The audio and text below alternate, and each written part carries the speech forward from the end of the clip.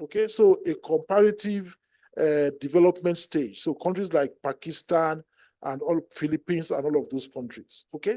5 times, and it costs 3 times more due to the inbuilt inefficiencies in how we do things. Where can collaboration come in between you? And I was talking to Eniola earlier today. I said, look, and allow me to say it as it is. I said, the reality is that I don't know if we have 36,000 corporations. The reason is that structurally,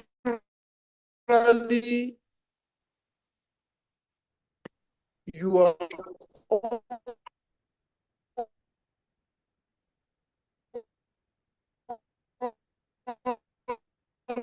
not very strong. I want to use of maybe LSDPC. Why don't AHCN become the glue that provides services to you that you cannot provide by yourself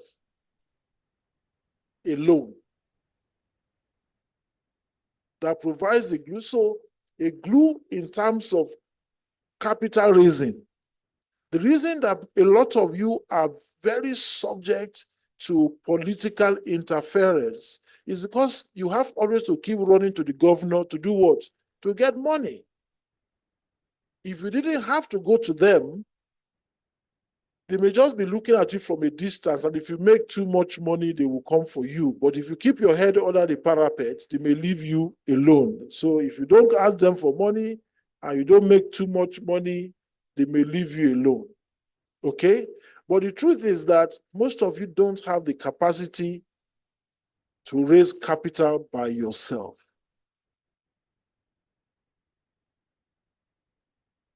Redan tried something about 10 years ago. They set up a, I don't know what happened to it because it never really picked up. I think the principle was strong.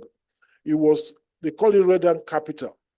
And the idea was for this to provide some support to their members to help them raise capital.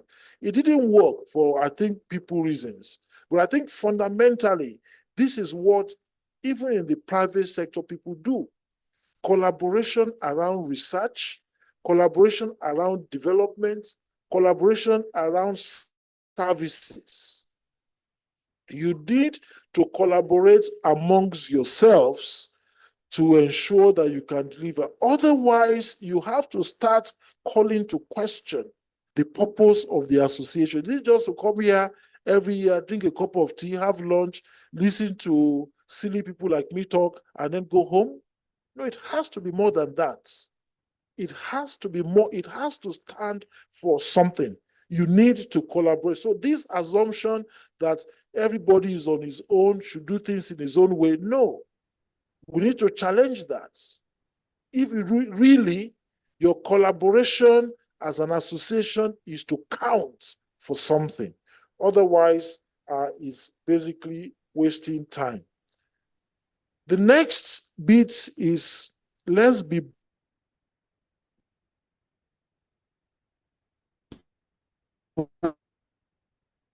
bold and change the market state is now. I'm loving it.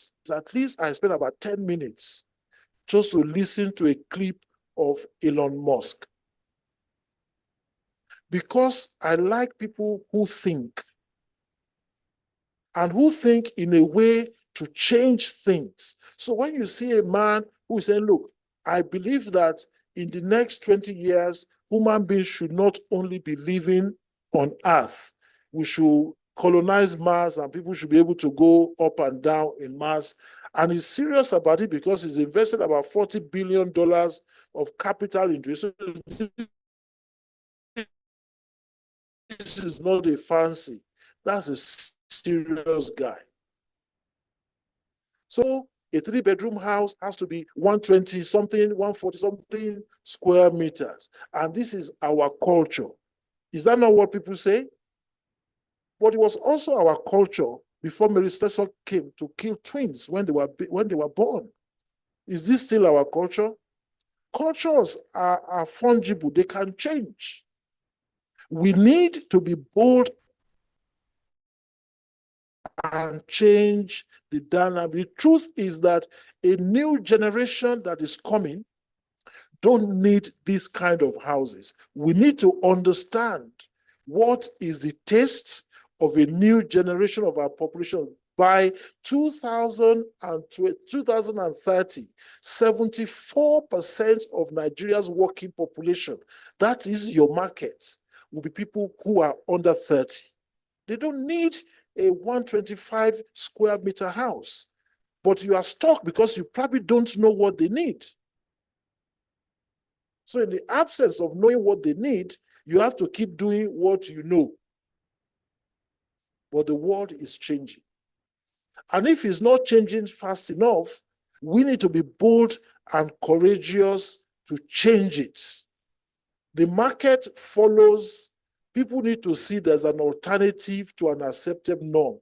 The truth is that the rates and the way we are building now is not sustainable. How come is the poorest nations on earth that are building the biggest houses?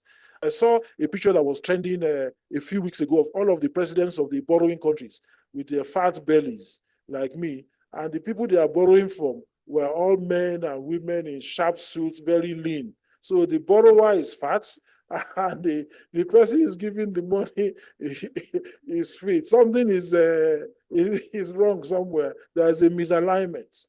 We must change these things. Because the same people who are telling us that they must live in these huge houses go to those same countries and buy a house, rooms of 9 square meters. We must change it. Our planning system still says that when you build a 1-bedroom flat in the middle of town, you still have to provide 2 parking spaces. That was the planning regulation that the Europeans left with us in 1945. And they have changed.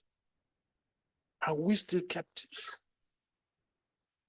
As housing corporations, who are the drivers of housing delivery in your locality, you have a big campaigning and advocacy role to change that. Otherwise, it's not going to happen. Number one, it is not sustainable, it is not resilient, and certainly is not economical. And very shortly, there's a study that has been commissioned that will show the rate of empty properties in our Tier 1 and Tier 2 cities. As the older folks die off, the children have either jackpot or they are in Lagos. They don't want to live in those houses. And those houses have become empty, not just in our big city, even in our Tier B. So on one hand, we are looking for housing, but we have a significant proportion of our housing stock that are empty and are not available to be used. But somebody must drive that debate. Somebody must drive that discussion. And I can't think of any better agency. It's not going to be driven from Abuja. It must be driven by those of you who are here. We must, we must speak up. The next one, and I'm going to finish soon because I think is mainstream rental housing as a first step towards home ownership. So again, accepted wisdom. Everybody wants to own their home. So did we believe that everybody wants to buy a car. But we're now in the generation of words. Uber, car, Uber Eats, okay? There was a study that came out of, I think it was out of Nairobi, that's now showing that for young people that are under 30, 63% of them are saying that they don't consider a kitchen as an important thing to have because it's more convenient for them. It's probably cheaper to order what? You know, you are not, I know why you are not responding to it. And I told somebody that earlier, I said, we also have to deal with this problem. Many of us are old. we are out of tune with where the world is going. We are out of tune. And let me tell you that we are out of tune, and the world is facing the most rapid change that we have seen since civilization as we know it. For those of you who follow technology advance, we have not started talking about artificial intelligence. Do you know that? Now, I remember about the first time I came across ChatGPT, I'd been hearing about this stuff. And I thought, let me just try it. And I just typed the topic of my presentation out to me. He came up with a full set of presentation. Wow. I said, is this juju or what? The world is changing at a pace that when I look at the room, you are 40-year-olds, you may not understand. And it's going to blow us away, except we step into it and ride with it.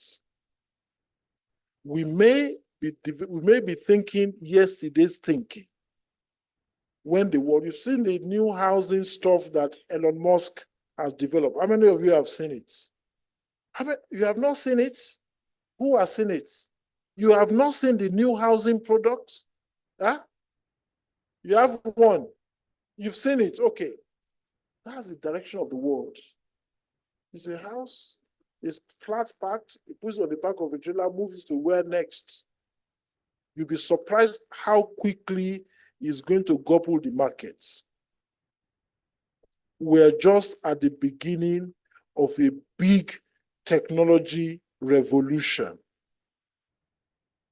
And if we don't ride with it, and that leads me to the issue about rental housing.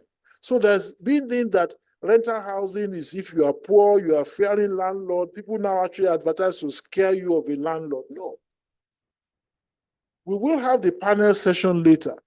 But the truth is that for 90 to 95% of our population, particularly on low income, they cannot access the housing ladder other than via a rental housing product. What we have to figure out is developing and designing the right rental housing product that gives them and the investors the necessary level of protection. But it is a fact that we must embrace, is a fact that we must get very comfortable about. And again, I think it is a big opportunity, and I have said this several times here, that for you, this is a real opportunity for housing corporations. And this is a real money maker for you. And I'm comfortable to say that because that is where I spent 25 years of my own initial housing career. And some of those institutions today are richer than, we're talking about rental housing institutions, are richer than most states in Nigeria in terms of their revenue. So that is our reality. We have close to 100 million people, a market to dive into. And again, there is no better agency or institutions than those of you who are sitting here to take advantage of that. What will it take for a Enugu House Corporation to have 100,000 rental housing properties? Assuming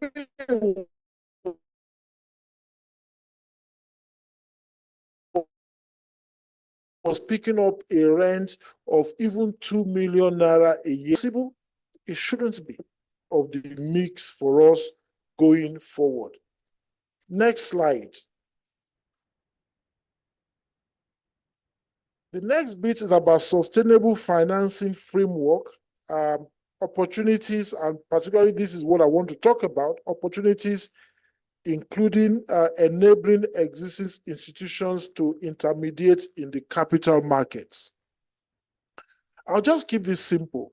There is absolutely nothing wrong with us working towards a model that enables you as housing corporations to access capital directly on the back of your housing stock. Today, one of the world's leading housing corporations, Singapore, the Housing Development Board, it is a housing corporation.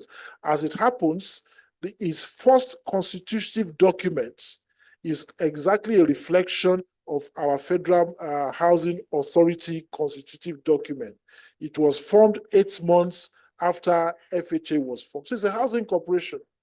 But today, HDB raises hundreds of billions of dollars in capital, and it raises money because it's got about 2 million homes from which it is generating rental revenue, many of them that are debt-free. So for any lender, they are begging to lend its money.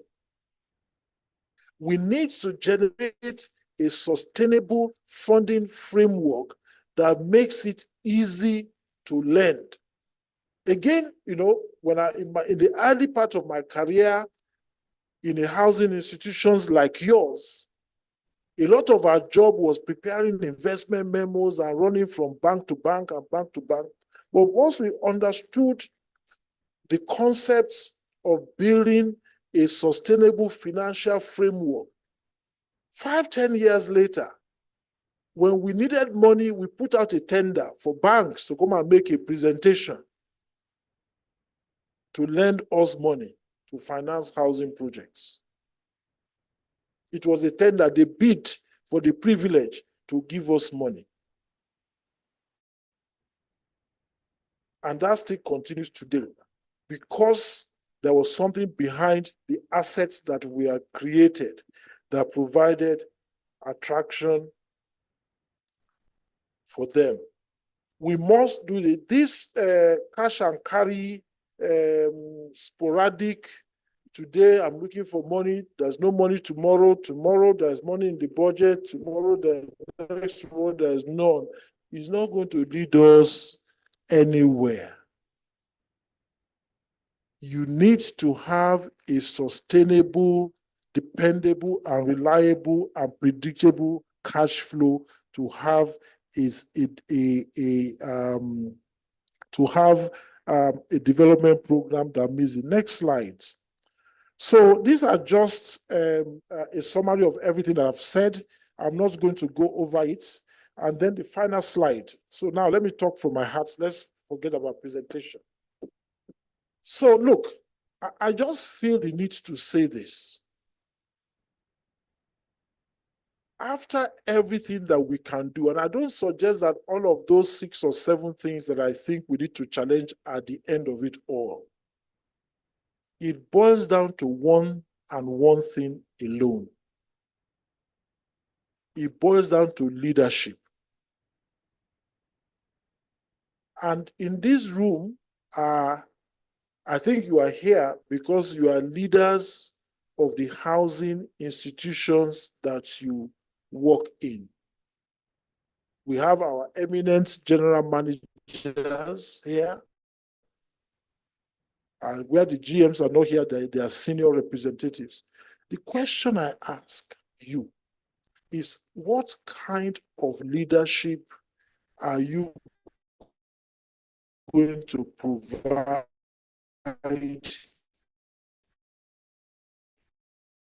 to move those institutions? A leadership that is cowed by fear and prevailing negativities and barriers? Or is it going to be a bold and courageous leadership that, in spite of the barriers, in spite of the obstacles, it is resolute about moving the institutions forward, even at the risk to himself or herself? That is where we are now in Nigeria. We have gone past. There's nothing that I've told you today that most of you don't know. This is the truth. The issue is, will you do it? And will you do it hiding under all his political situation, this or that? or will you do it damning the consequences? That is where the issue is. Because we can be coming here for the next 20 years. Ideas don't create change. It is actions that create change. Ideas never create change. Ideas are tool for a purpose. But what creates change is effective, bold, courageous, sacrificial, audacious leadership action. That is the challenge I want to leave with you. Thank you very much.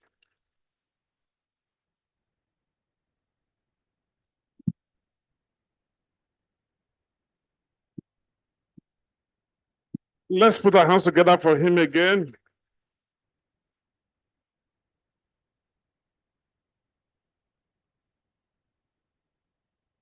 Since we are still going to have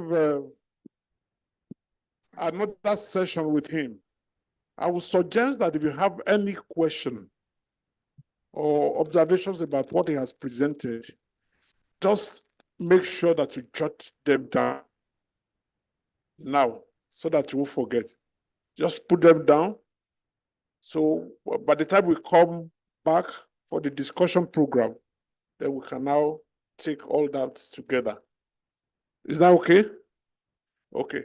Then let's move to the next presentation. And I would like to call on the Managing Director of Family Home Funds Limited, Mr. Abdul Muttalab Mukhtar, who is represented here by Mr. Fusho Budi for his presentation. Let's put our hands together as we welcome him to the podium. You can do better. Put your hands together to make it faster. Thank you.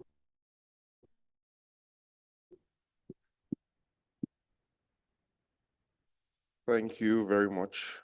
I think I'll first start by the Managing Director, CEO of Family Homes Funds. He had wanted to be here in person. Unfortunately, something came up yesterday and he's asked me to come represent him and make this presentation on his behalf. But once again, I thank the AHCN for giving us that opportunity to interact with you and make this presentation. And I hope that we'll be able to agree on certain things that we need to do to hit the ball rolling. And like my former MD, Mr. Femi, has said, ideas don't change, don't make changes. You have to act, implement those ideas for you to be able to achieve those changes.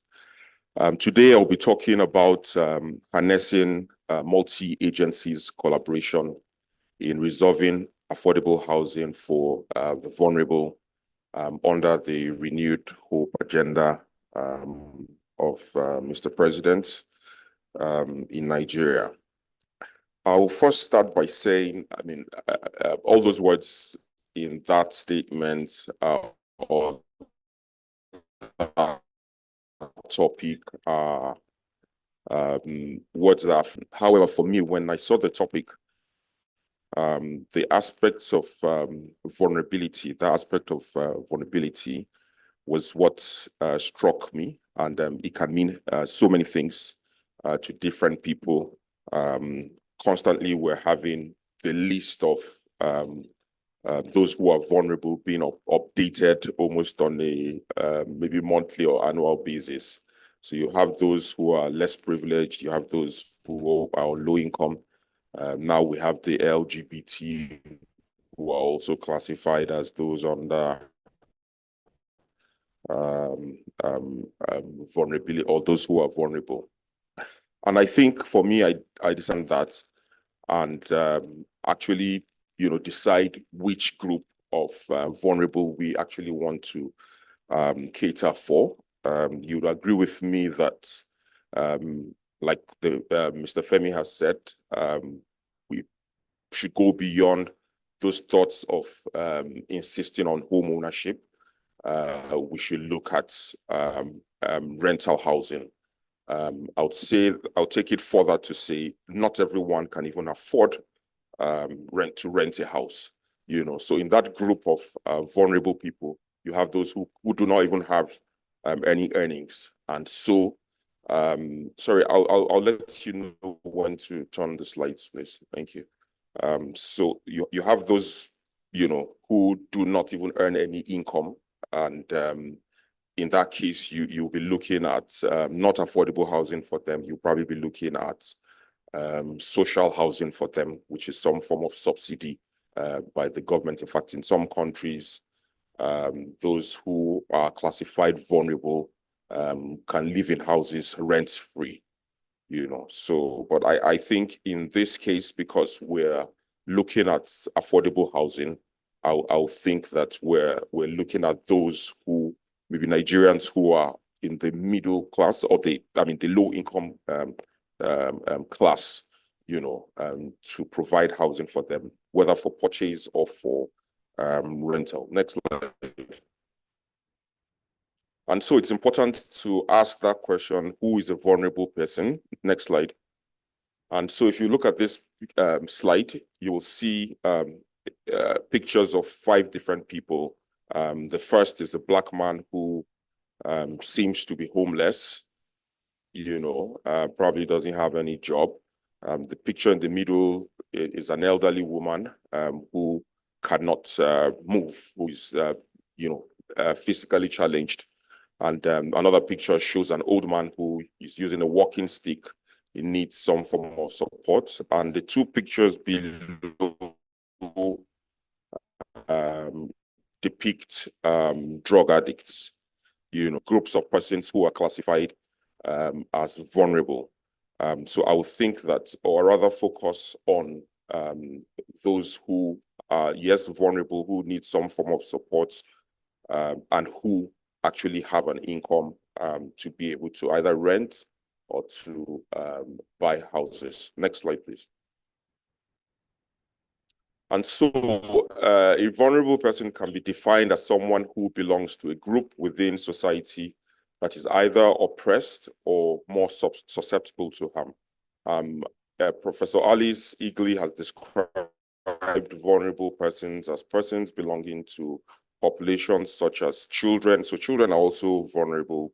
Is a vulnerable group. Senior citizens, probably those who are above the age of 70. They're usually treated with care in developed countries. They give them, free bus passes. Some of them stay rent-free or pay next to nothing for rent. So they're being properly catered for. Low-income workers, which is what I would have preferred that is, that's how we should be our focus. Asylum seekers also form a group of those in the vulnerable category.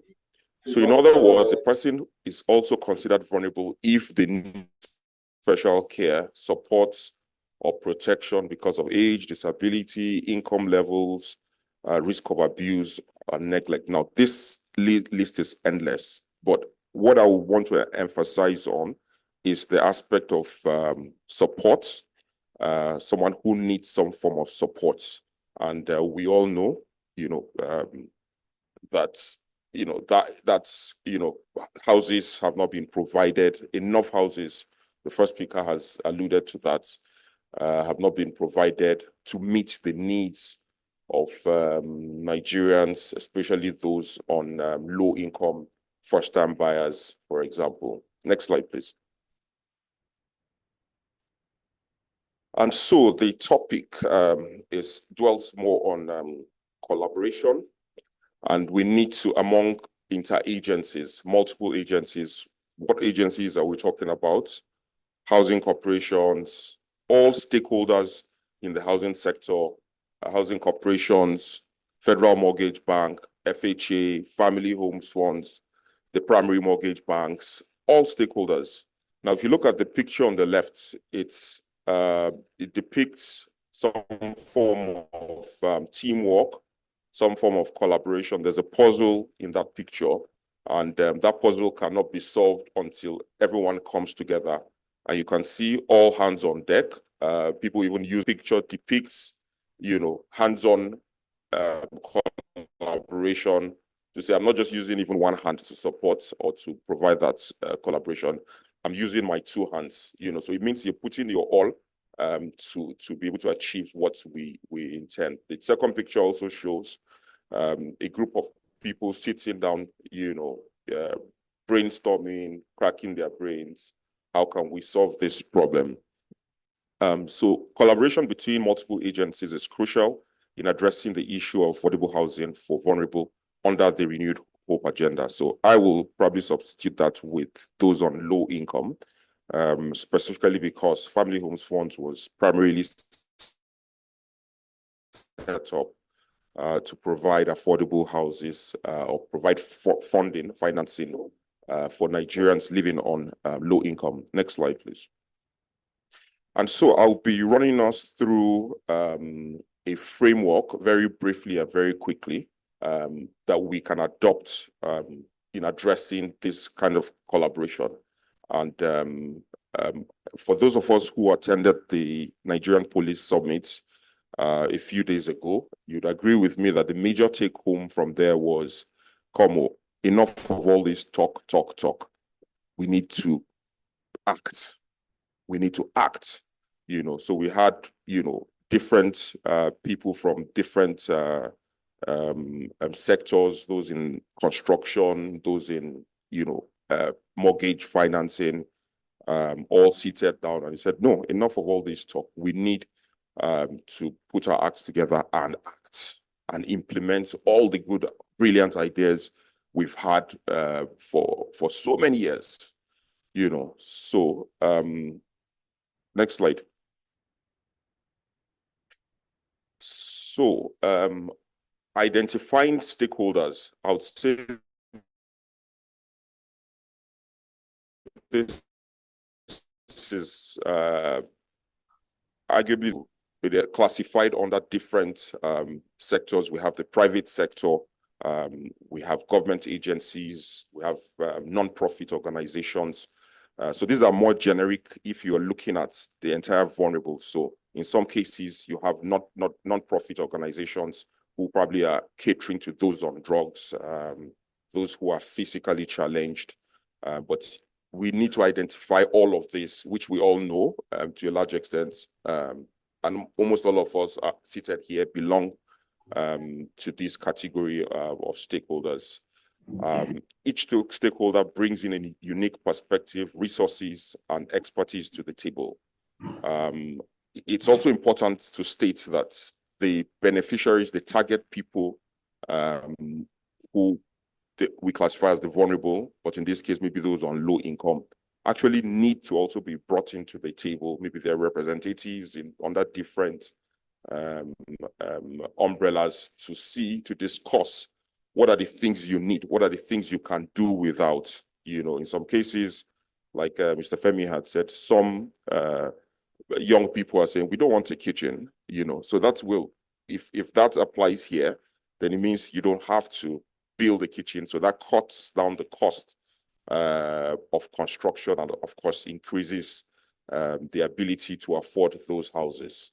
So all stakeholders need to be brought into one room or the table to discuss all these issues with a view to finding solutions and implementing them. Now, the need to establish clear goals cannot be overemphasized. We've had schemes where we call numbers. Very easy to sit down in a room and just come up with numbers to say, we want to do 500,000 houses, we want to do 1 million houses. Now, from what I've gathered over the years, listening to people speak, apart from the Jakonde estate or so, there's not been any housing project of that magnitude in Nigeria that has actually been successful. So you have, of course, bits and pieces. Some people doing 500 here, pockets of houses, but to achieve a national, impact in terms of the numbers, we need to be clear, we need to be specific, we need to make sure that they are actually achievable.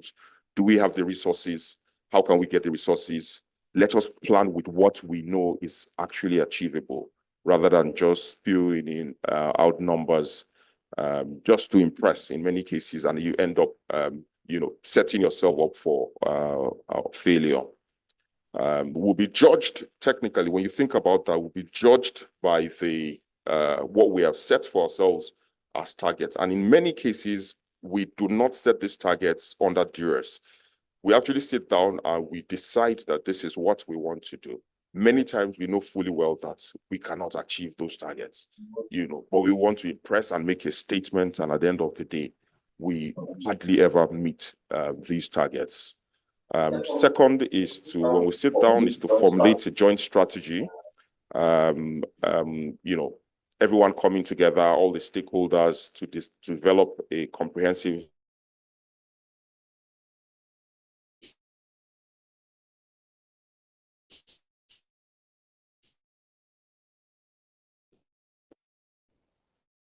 strategy for addressing affordable housing issues. It should be clearly documented. You are bringing in resources. You are bringing in.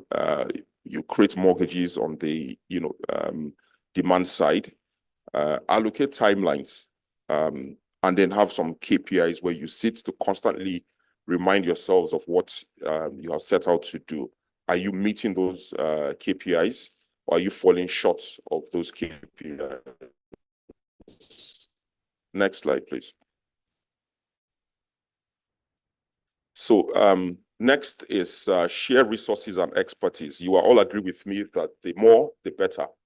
So if we're able to pool resources together, say Family Homes Funds, FHA, Shelter Afrique, we're achieving, two major things. Is a, two-edged sword, where, increasing the numbers in terms of what we can raise together, capital raising. We're also reducing our risk, So if three organizations or stakeholders come together to mobilize funds, you're able to achieve a lot more, and also reduce the risk.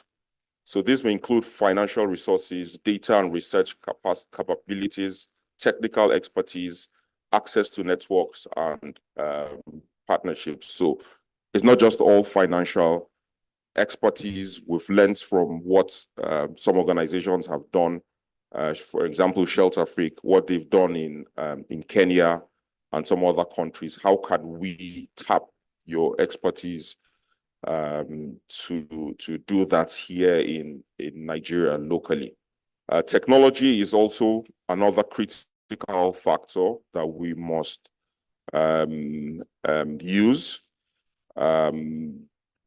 The younger ones, much younger ones, younger than me, I would say, fully have a grasp of this and understand the import of, collating, gathering that data. So we are known for, planning many times without data. And I say this to people who even come to Family Homes Funds to say, we want to develop 500 houses in this state. And so even I ask, how much do you want to sell these houses? Or what's your estimated selling prices? And they call figures. We want to do this. And I ask, have you profiled the off-takers, the target off-takers, to know whether they can actually afford these houses? And many times the answer, go a step further, call for data, extract the data. You find that many of them cannot actually afford the houses. So what's the point? Planning without data. You're just setting up yourself for failure. So I usually advise you start your planning from data, from the information you have. Gather your data and then plan for those. So if you have people, the 50% of the target beneficiaries, say civil servants in a particular state, get their income, profile them in terms of their age, their income, and then you plan from there. You plan from what they can actually afford. 6 is promote policy coordination. So it's both level, advocate for policies and regulations that support affordable housing initiatives and remove barriers that can inhibit this collaboration. So this may involve coordinating zoning laws. Abuja, we have zones. We have zone 1, zone 2, area 3, area 4. Sorry, there's no area 4. They're all zoned.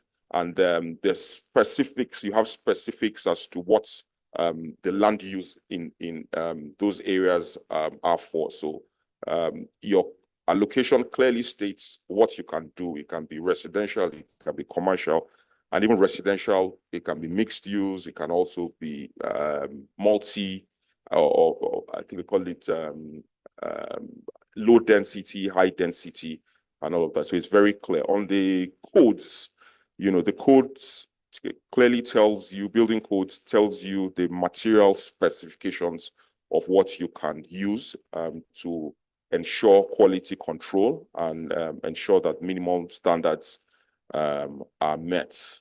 Next slide, please. So engaging with communities, I would skip this, but I would refer to this as engaging with those who actually you're planning to build the houses for. This is quite generic when you say they engage in the community. So you have all sorts of vulnerable people, those who probably cannot even earn an income in that category. But when you have those classes of people who do not earn or who cannot earn an income, maybe due to disability, you need to partner with some of those organizations that, maybe NGOs who relate with them to be able to get data, information, in terms of planning what kind of houses they would do. For those who are physically challenged, you may have to have some ramps for maybe wheelchairs and all of that. So it's important to know you cannot plan without the users or the group of people who interact with the users. Very quickly, monitor and evaluate the progress. So this should be done periodically, regular access to progress towards goals, identify challenges and barriers. We must be ready to make mistakes and learn from our mistakes. And then when we're successful in this, we should be able to celebrate our successes and sustain these collaborative efforts. I think on that note, final slide, I think that's the last point. So in conclusion, following these steps, multi-agency collaborations can be effectively harnessed to address the critical issues of affordable housing for Nigerians under the renewed hope agenda of this current administration, and we'll call the name of the president, Bola Ahmed Tinubu. And we hope that we'll be able to, achieve some significant milestones and come together to agree to work together. And of course, it's important to state that someone has to drive that. And like Mr. Femi has also said, the housing corporations plays a very critical role. And by this, I charge your association or corporation to drive this towards achieving the target goals. Thank you very much.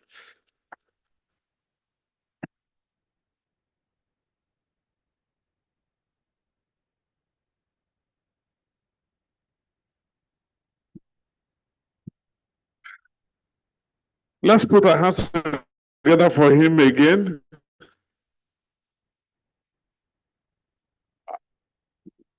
Yes, very shortly we'll be going on the tea break.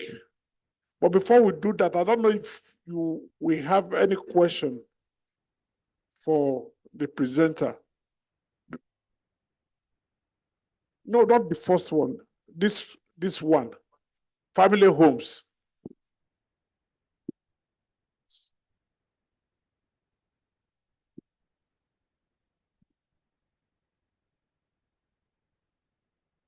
Good afternoon, participants. My name remains Estate Sequoia Valley, Dr. I. Chukwuchekwu, 17th President of AACN and a member of trustee. The presenter, I'm sure your MD will be proud of you because you spoke as if you were the writer of the paper. Can we give him another purpose again? The only point of disagreement is that children cannot be grouped as vulnerable persons, except it's an orphan. Most parents can provide for their children, I mean, accommodation-wise or whatever, except they are orphans. Otherwise, you don't have any other point to prove that. Otherwise, not all children. In fact, children are not supposed to be grouped as vulnerable. By law, they are not supposed to own properties, except they grow and become adults. Thank you. Okay. You want to respond to that?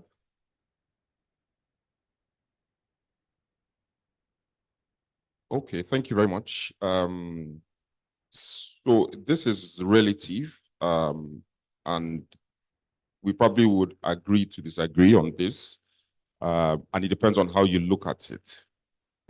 So children, for this presentation, I wasn't inferring to making, houses available for children. I was just referring to the generic, some groups of people who are classified as vulnerable. Yes. So, and of course, I still maintain my position that children at some times, of course, especially they're referred to legally as minors, and they could be taken advantage of. So if your children are, if your travel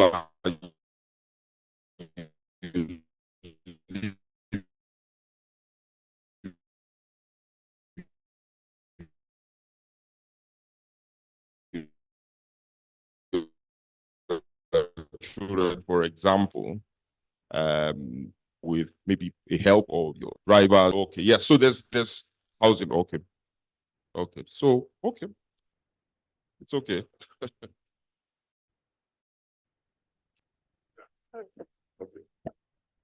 Yeah, thank you very much. Good morning once again, everybody. I would like to just make a comment on my name is Sheson Obe. I'm the Secretary General of the association. I would like to make a comment on Mr. Femi Adewole's presentation. Well delivered. In fact, you are inspired, very inspiration is just coming. What the House of Revolution should be doing. And I want to saddle the next ESCO, to take charge of this. You said you've given us lectures straight 7 times. I've attended straight 7 times. You are very, very correct. I'm telling you, you will not be tired. You can only advocate, except you are a player in the political space yourself. There's nothing we can do. What we want to achieve requires political power for us to achieve it. I must tell you, you can only advocate and hope that one day they will hear. Or perhaps you're throwing the cards in the race of the politics and desire to make the change. I like the word you use that nothing changed except you action it. So probably this is a call for you also to start actioning that change by participating in the vehicle that can drive the change. I recommend you also to please enroll in our business schools, start talking to them. Thank you.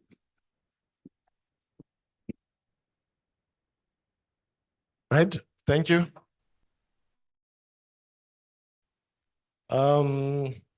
Some powerful presentations today from, my name is Lawal Magaji. Mr. Femi Adewole's paper was very insightful, but not only the paper, but he told us some home truth that we need to reflect, that we need to look at it. The housing corporation have a lot of challenges, and most of these challenges is coming from the issue of lack of financial independence. If you depend on the government, you will not be able to achieve anything. I'm sorry to say, because you will be at their beck and call. But once you have that financial independence, you will be able to achieve a lot. I can give you an example with ourselves. When I was working with Abuja Property Development Company, we started as Abuja Investment in 2004. Before 2004, actually the FCT administration was the one paying salaries of Abuja Investment staff. But when El-Rufai came, he said, no, you can't be an investment company and government pays your salary. He took us off budget. And then, since then, the companies have been operating off budget. We have people coming from the National Assembly. They'll come for one oversight function or the other, with dangling some carrots that we can give you some finance, that we can put you in budget. We said we don't need it.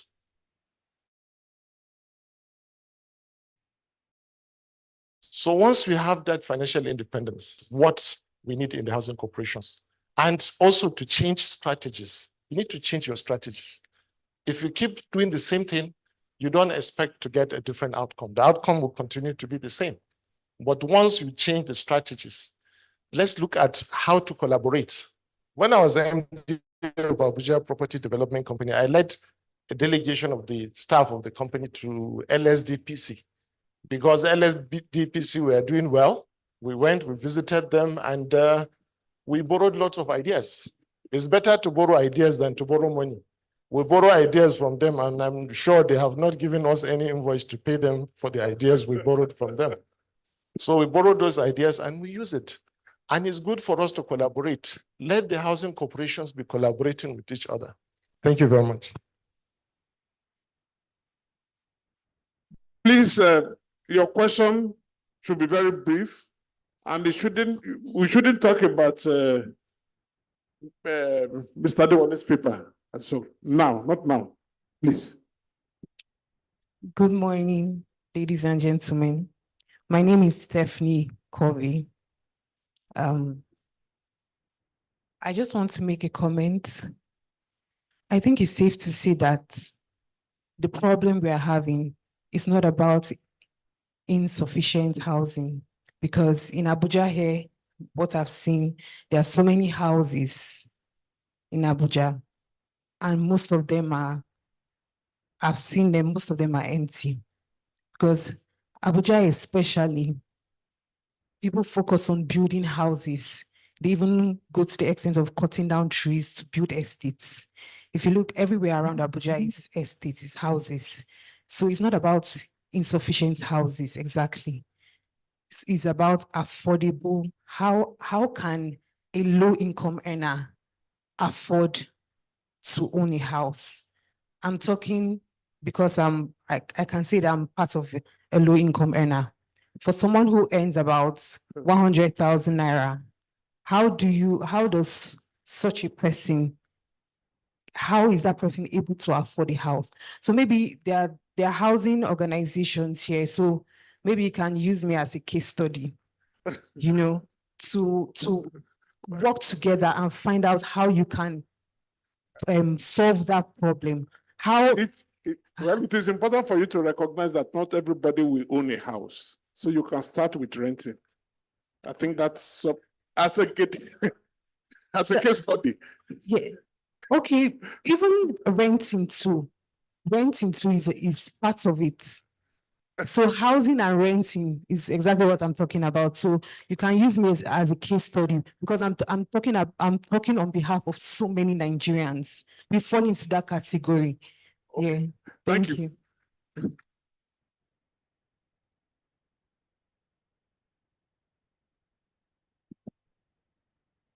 Let's make it brief because we have to go on tea break now. Okay, good morning. My name is Babatunde Adeleke. I'm an architect with Lagos State Development and Property Corporation. I heard you saying that we should not go back to the first presenter, but there's no way we will not go back and make some comments. It's only an advice. Okay. It's just a contribution. Okay. I think maybe the next AGM or maybe the next conference, whatever, I think it should be made robust. The lacks of a new town development in Lagos State, the lacks of land, the lacks of planning entity, they should be invited to say one or two things and how we can collaborate with them. If you look at what I've been talking since yesterday, everything is still about construction methodology, how affordable those buildings are. If you don't, you see, if you're a civil servant and you want to live in the city, we talk about urban sprawling, all those things are not easy. You cannot expect somebody in level 10 or level 7 to live in the city. So we really need to encourage development and go deeply, or domesticate some of those things that we use, like Nibri explained yesterday. It is very, very important we target those that we feel can contribute positively to the development of ACN and affordability of housing in Nigeria. Thank you. Thank you.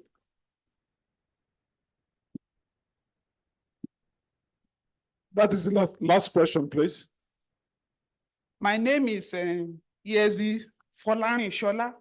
One of those things I captured from Mr. Adewale presentation is that he told us that housing corporation, they are not up to date in their role or responsibility in relative to housing and delivery, and because of our population growth. And he suggested that we should go for collaboration. So I want you to know that in Ondo State, we made move. I thank God that you are here. We made move in collaboration with family homes on rental housing. Some of those things you requested from us, we have done them. And up till now, we are yet to receive any response from your hand. So how can we go further on this, sir? Thank you.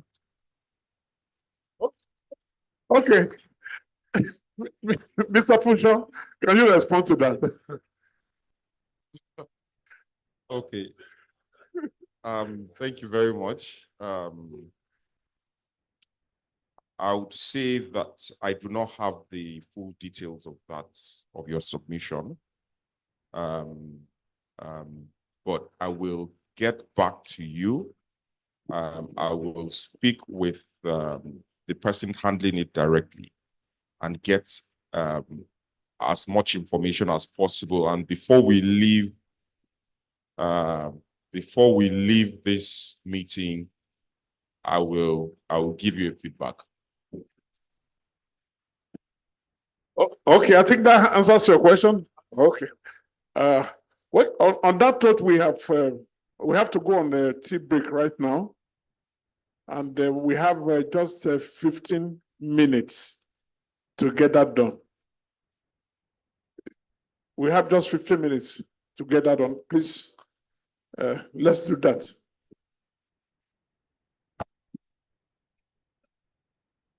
Mr. President will take the lead for the tea break, and then followed by our invited guests, the speakers, then the CEOs, then every other person will follow in that order.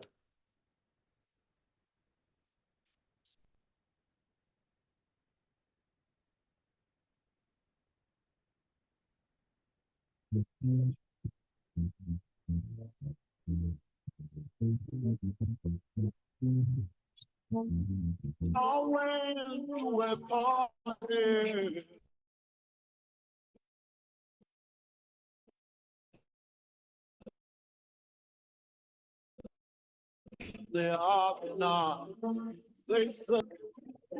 But when we disappointed,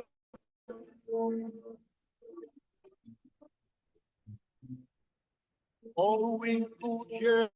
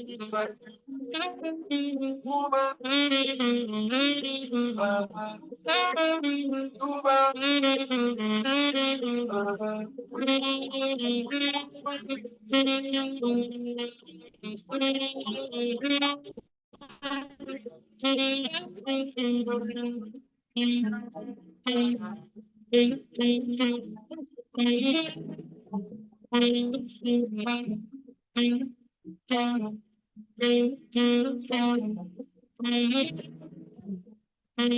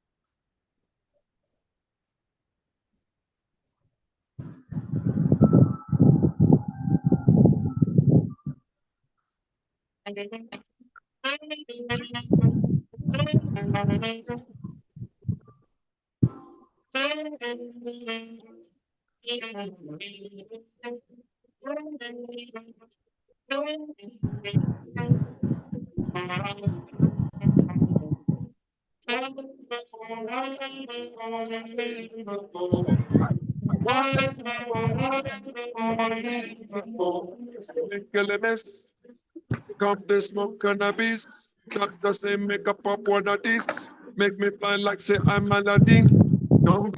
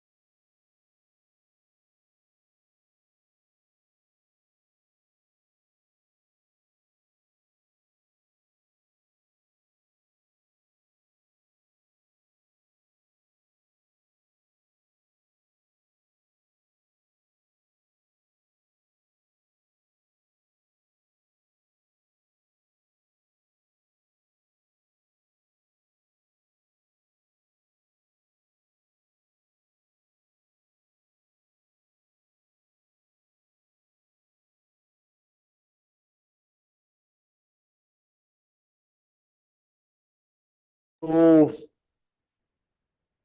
we are going to the final session this afternoon.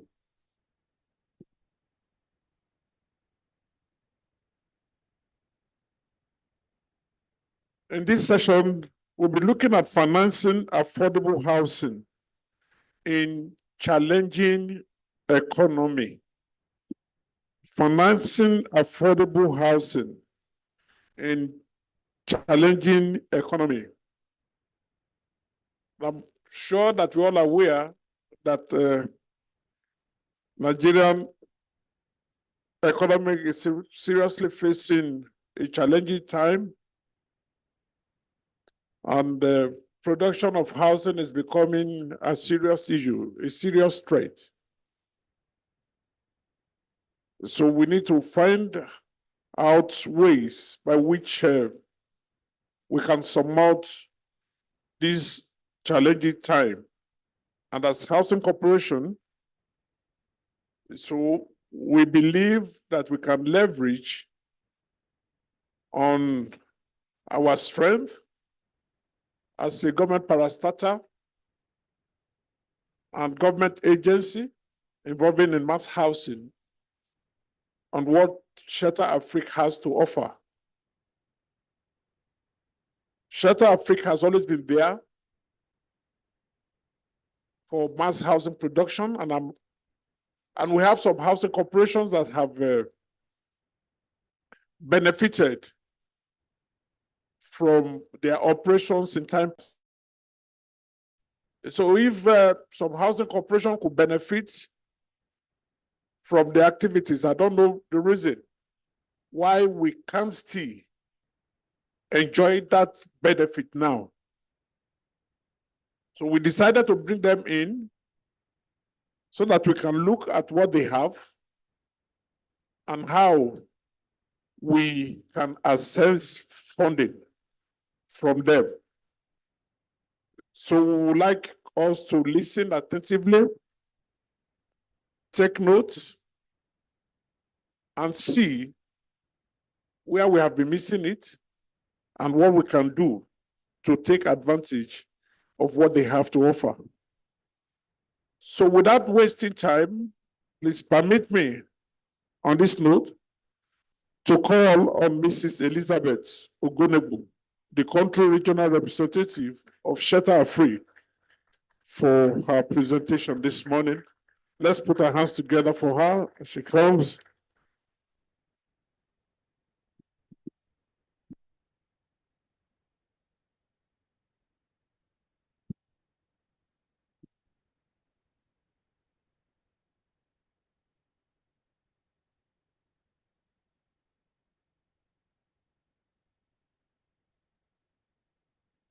Good afternoon, distinguished ladies and gentlemen.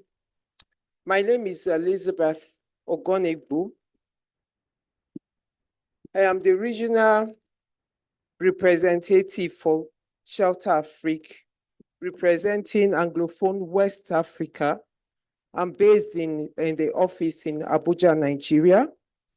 It's a pleasure to be here to discuss a very important topic that resonates deeply with all of us seated here, and that is financing affordable housing in challenging economy. In my presentation, I will give a brief of who Shelter Africa is and talk about our investment footprint in Nigeria. I'll give an overview of Shelter Africa's impact in Nigeria, talk about the current economic challenges we are going through in Nigeria and how it impacts on the housing sector. Then I would also talk about how to assess funding in this challenging economy. Please, you can turn, please turn the slide.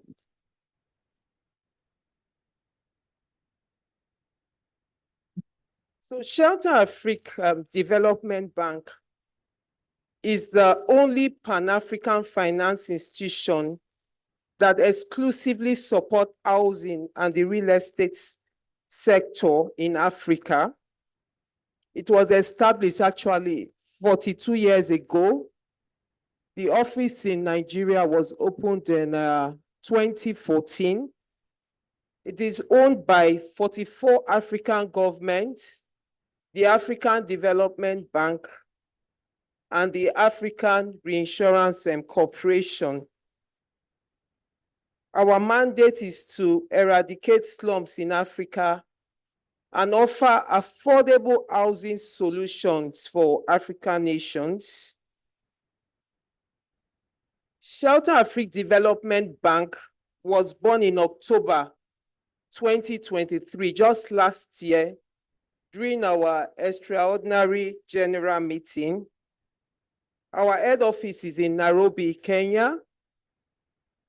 There is an office for Anglophone West Africa in Nigeria, in Abuja.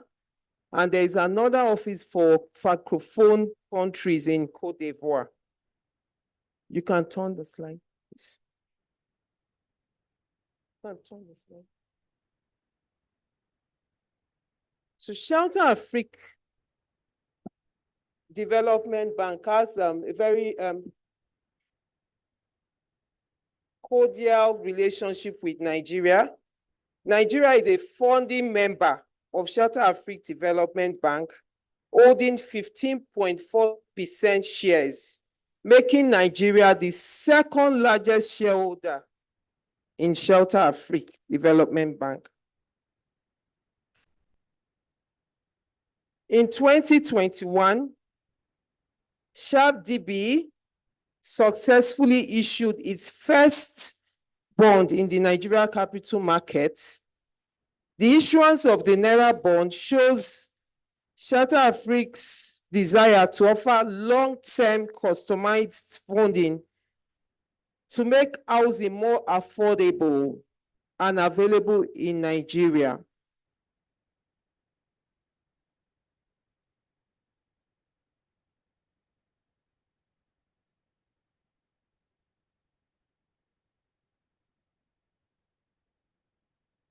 We founded so many projects in Nigeria, including loans to state governments, Bayelsa state government, Akwa Ibom, Gombe State, a lot in the private sectors, some cooperatives.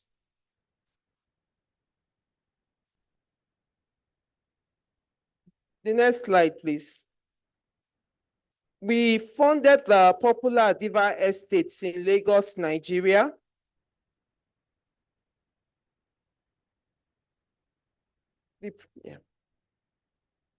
And the popular Shelter Afrique Estate in Uyo, Nigeria.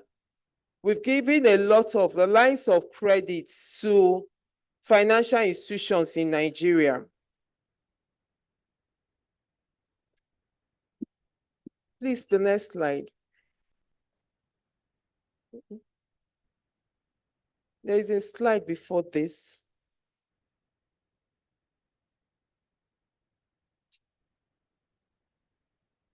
Please, the next slide, the next slide. Okay.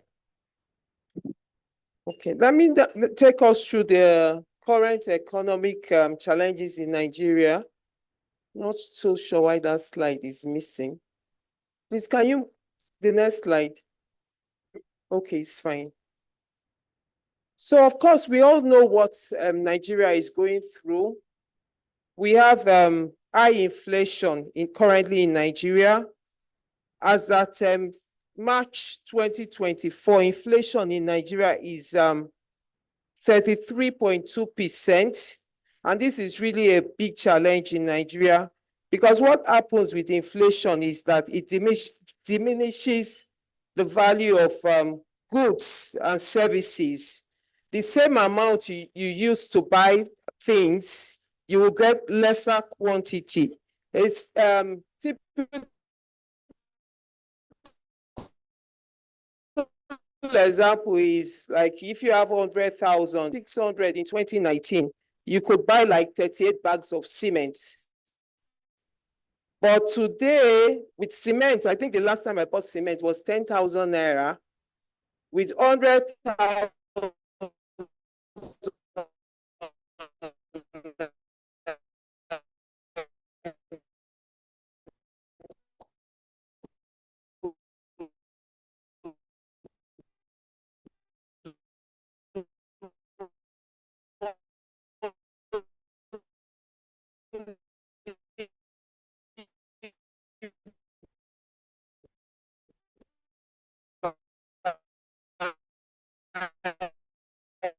10 bags of on the housing sector. Valuation with check. And it's also a part sector. There is also the issue of the high exchange rate. This can also lead to inflation. FX volatility is also a big issue for us because it prevents proper planning. Because when there is volatility in FX, you know, your financial model keeps moving from month to month, and then you don't really know what rate to use for doing your plans. So it's a huge problem. It creates uncertainty in the economy, making it difficult for business to plan. Then, of course, there's the issue of the high interest rates. MPR last week was about 34%. That's quite high, that 24% MPR. And that's the rate which banks lend to each other. Then you can imagine if banks are lending to each other at that rate, what rate would then will businessmen be getting the rate? It impacts hugely on the housing sector. Please, I want you to go back to the last two. Yes, the next one. But then, despite these challenges,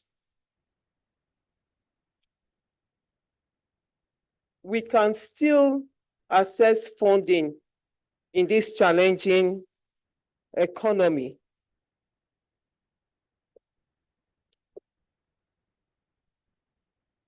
There are still opportunities to finance affordable housing in a challenging economy.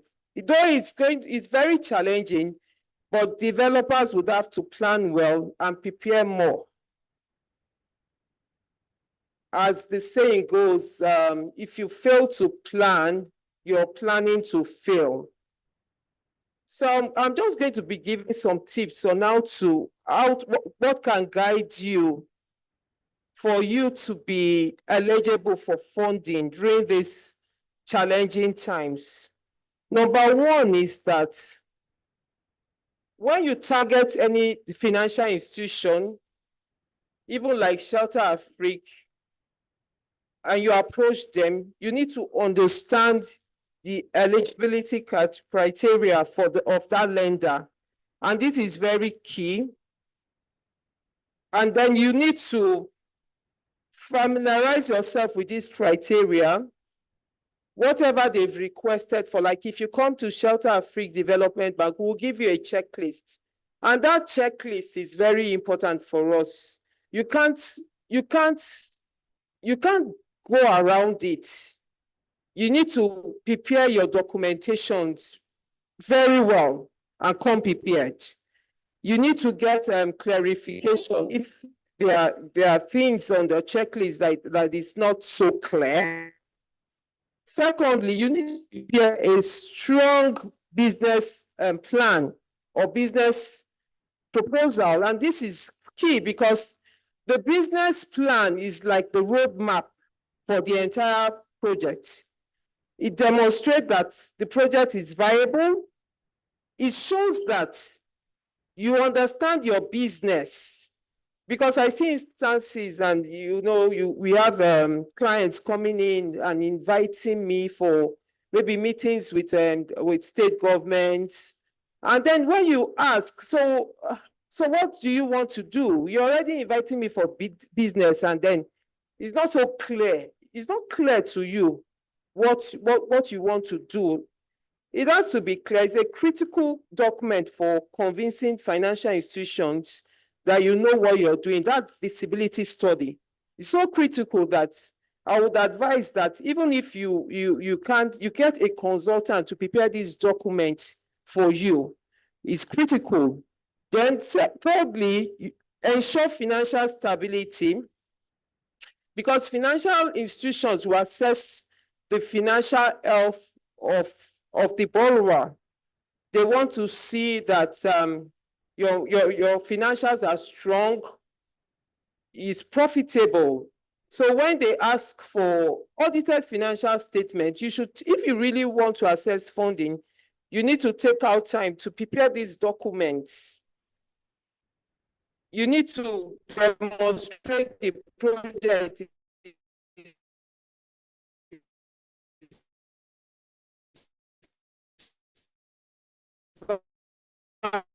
viable. I have instances, the documents, you've not calculated the total project cost, that has negative NPL or negative returns. You need to get a qualified financial expert that will help you build the financial model. You should be able to demonstrate that I'm building this total quantity of houses. This is the total project cost, and your cost would have to be very realistic, because there are experts in the house that would go through the numbers, that would check, quantity surveyors that will confirm that indeed the cost is realistic. And it's very important for cost to be realistic, because if cost is not realistic, the project won't be able to be delivered. The housing project won't be delivered. When the houses are not delivered, you won't be able to repay the loan. So you're already having problems. So it's very important to sit and determine the total project cost, and then target off-takers that can buy those houses. Do calculate your revenue, and before you even approach a financial institution, see that the project is even profitable.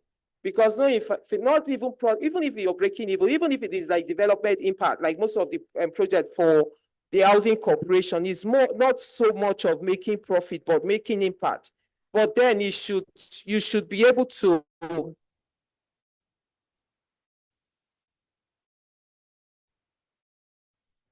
at least break even.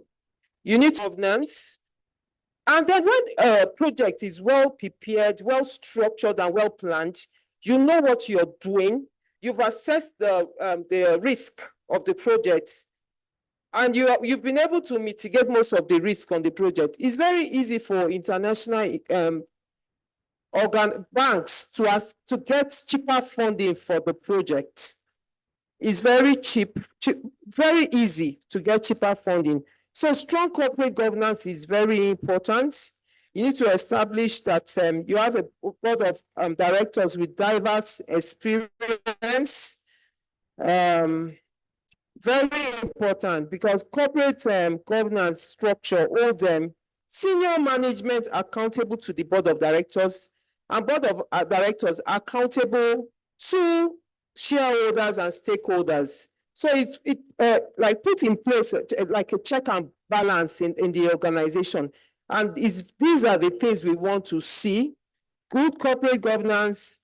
You've conducted your market demand analysis, like my former MD said, Mr. Femi.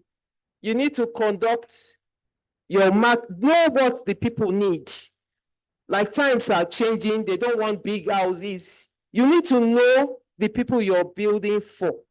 And then you need to demonstrate that to financial institutions, because when you come, the offtake is like very important, because we know that the only way that the loan will be repaid is when the houses are sold. So when there is no market, when you're just coming, so the very good projects that will be approved are, I'm building 500 houses. I'm targeting the civil servants. I'm targeting the civil servants in this state. I'm targeting maybe works and housing, the workers in works and housing. I'm targeting this cooperative. I've collected their names. You have to do your thorough plan for your project before approaching any financial institution. These are challenging times. Things are very expensive. I know that the CBN and the government is working very hard to help, find solutions, to solve all the challenges we are having. But then, because things are very expensive, even see electricity tariff went up, you're going to see a lot of companies going bankrupt. So it's going to be really very, very tough getting funding this period. So it's important to plan and prepare very well. Please, you can move to the next slide. You need to comply with legal and environmental regulations. When there is need, seek technical expertise, prepare for due diligence. If the financial institution is seeking information, be ready to provide those information. Carry out risk management, showcase previous successes. You need to show that you have done this in the past and you can do it again. Then there is need to adopt environmental, social, and governance criteria in housing development. You know that's like the in thing now, climate change. Everybody is talking about reducing carbon footprints. And when you structure your project in such a way that you care about the earth, you're thinking of how to save the earth, it will make financial institutions to be very keen in working with you and partnering with you. And I don't think those things are quite difficult when you think about how you can use renewable energy sources, sustainable water and waste management solution. Those things are very important. Please, you can move to the next slide. Now I'll take you through some of our eligibility criteria. If you're approaching Shelter Afrique for funding, it's very important that there is a land with a valid title document. We do like wholesale banking. So the minimum loan we give is $3 million. The maximum is $16.5 million. And if the project is larger than that, require much funding, we can actually do it in phases. It's important for a project to be in a good location, because if you have a project like in a forest, it will be very difficult to sell such project. There should be at least accessible road so that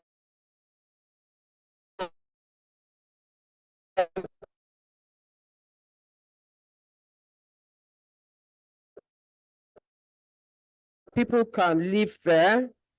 We have big writership or individual.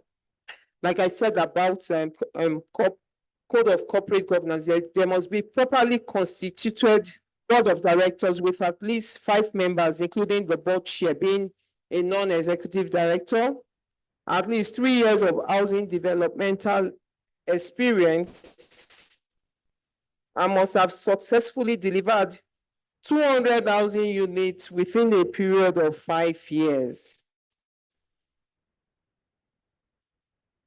We have different kinds of project products. I will still mention them during the course of my presentation. Please move to our project finance. For project finance. For project finance, we don't finance the cost of the land, professional and other fees. Shelter Afrique's loan shall be used to finance just construction and marketing, infrastructure, and financial charges component. So what we do is we bring 70% of the total project cost.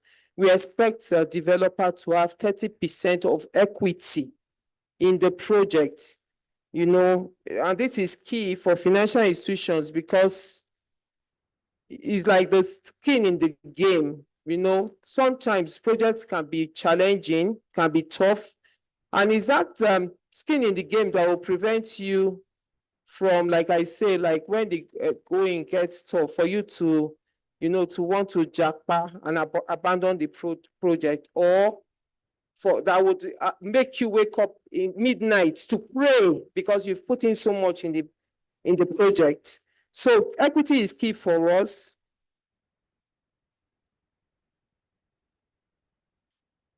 We don't disburse in lump sum. What we do, we disburse in phases, but based on your work program, because we were trying to prevent diversion of funds, we would want you to put in your equity, will come in, we value the project, we give you money to continue working in phases. That's how we work. And typically our loan tenure is between 2 to 7 years. And the interest rate or the final pricing of the loan is determined by the risk level and the credit rating of the transaction. Please move to the next slide. So we have different kinds of products. We have financial institution group, FIG, where we give lines of credit to financial institutions, but those lines are for creation of mortgages and for on lending to developers. We have our project finance group, which is like our brick and mortar, where we do direct lending to developers, to state governments, to housing corporation. We have also a sovereign and public-private partnership, where we give loans to state governments. State government can lend to housing corporations. Then we can also structure corporations. Then we have our fund management group. These are thematic funds that focus on the following themes. We have green, gender, SMEs and trade finance, infrastructure, Islamic finance, refugees and migrants, and finally diaspora. Please move to the next slide. Now, PPPs are particularly important in this challenging economy, especially for housing corporations, for developers. It has several benefits that can help mitigate risk. And one of the main advantages of the PPP structure is for risk sharing, so that every party will take the risk that they have core competence in mitigating. So this is a very simple structure where we can give a loan to a state, or even to we can partner with the states or with the housing corporation. The housing corporation can provide the land and infrastructure from the states. The developer would help implement the project. We can also bring in financial institutions, mortgage banks to provide mortgages for the off-takers. It's one of a key area to look at during these challenging times, to deliver large-scale affordable housing. Please move to the next slide.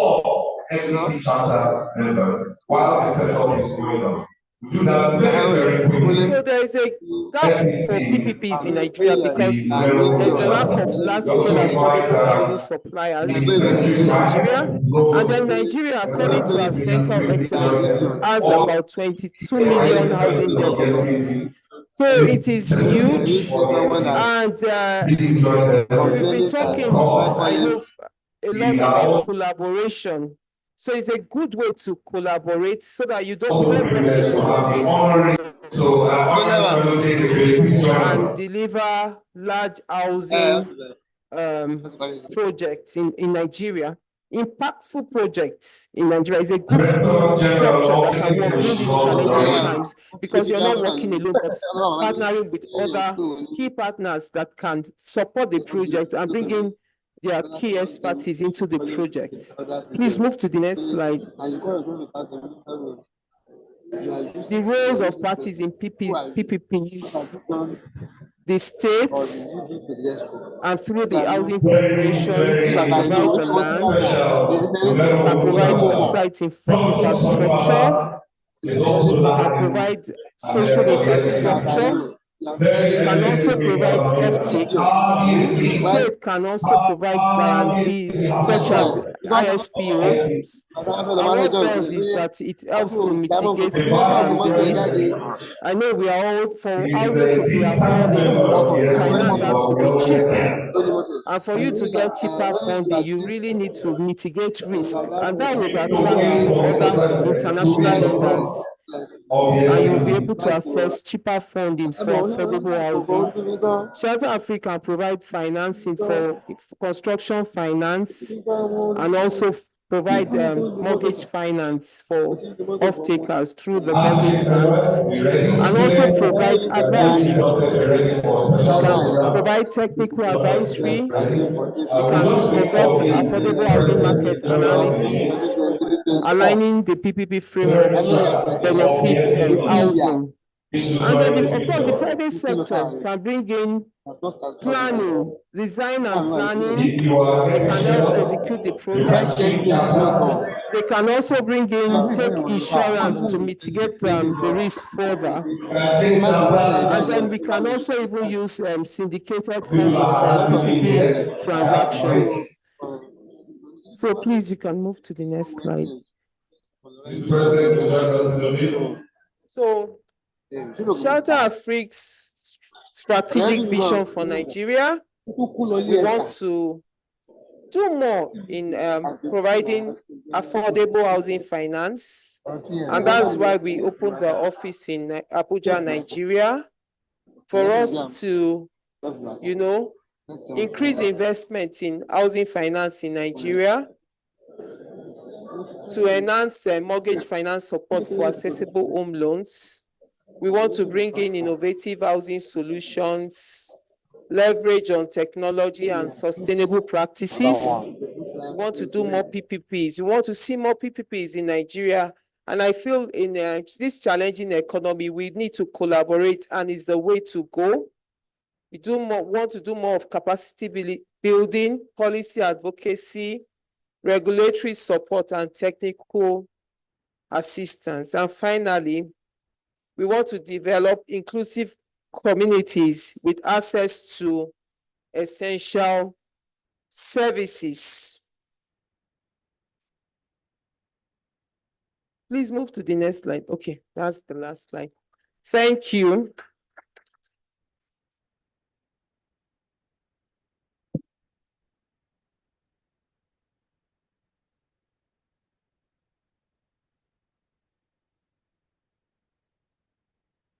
Let's put our hands together for Mrs. Elizabeth again.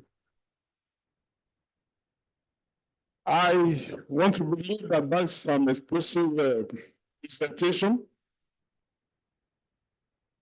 And I believe some of us have some questions, observations about her presentation. And I would like to take that. But first, if I may ask you, from the presentation, you said we can only assessed between $3 and $16.5 million. Is it not possible to domesticate this loan into Naira so that people won't be faced with the challenge of Forex, fluctuating Forex? So we'd like you to address that. And also, you mentioned, sorry.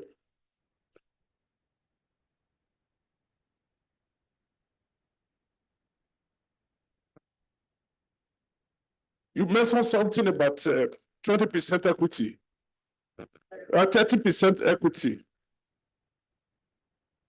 That equity, does it include the cost of land? So I think you need to answer that question, because if you can't, land constitutes a large portion. Okay. From the cost, construction cost. Okay. So maybe you attend to the first question. Okay, thank you so much. So like I mentioned during my presentation, in 2021, we issued our first Naira bond for business in Nigeria. Because of the FX volatility in Nigeria, it's very challenging doing business in FX. We know that. So I was talking in dollars because we're a Pan-African DFI. We always talk in dollars, but I meant equivalent amount in Naira. Okay.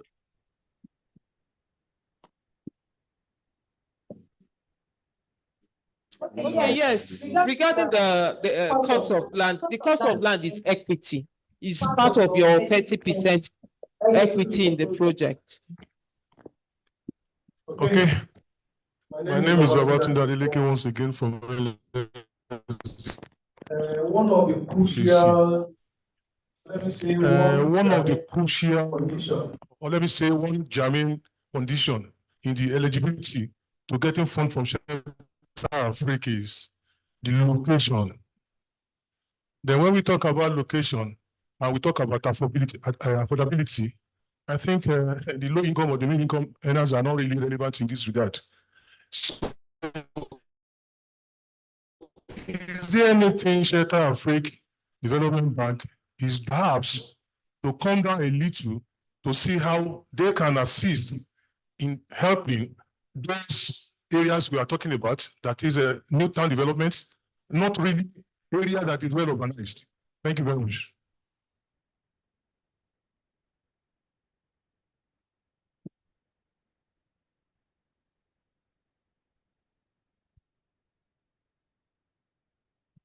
We would like to take all the questions and she will now address them all together. So Mr. Kolawole. Okay, my name is Adirogba. My questions goes like this. On the issue of the land title, what type of the title are you talking about? Is this the, okay, I should allow you to say that one so that we know which title we expect to put forward for us to have the access to the financing. Thank you. Yeah, somebody at the back there.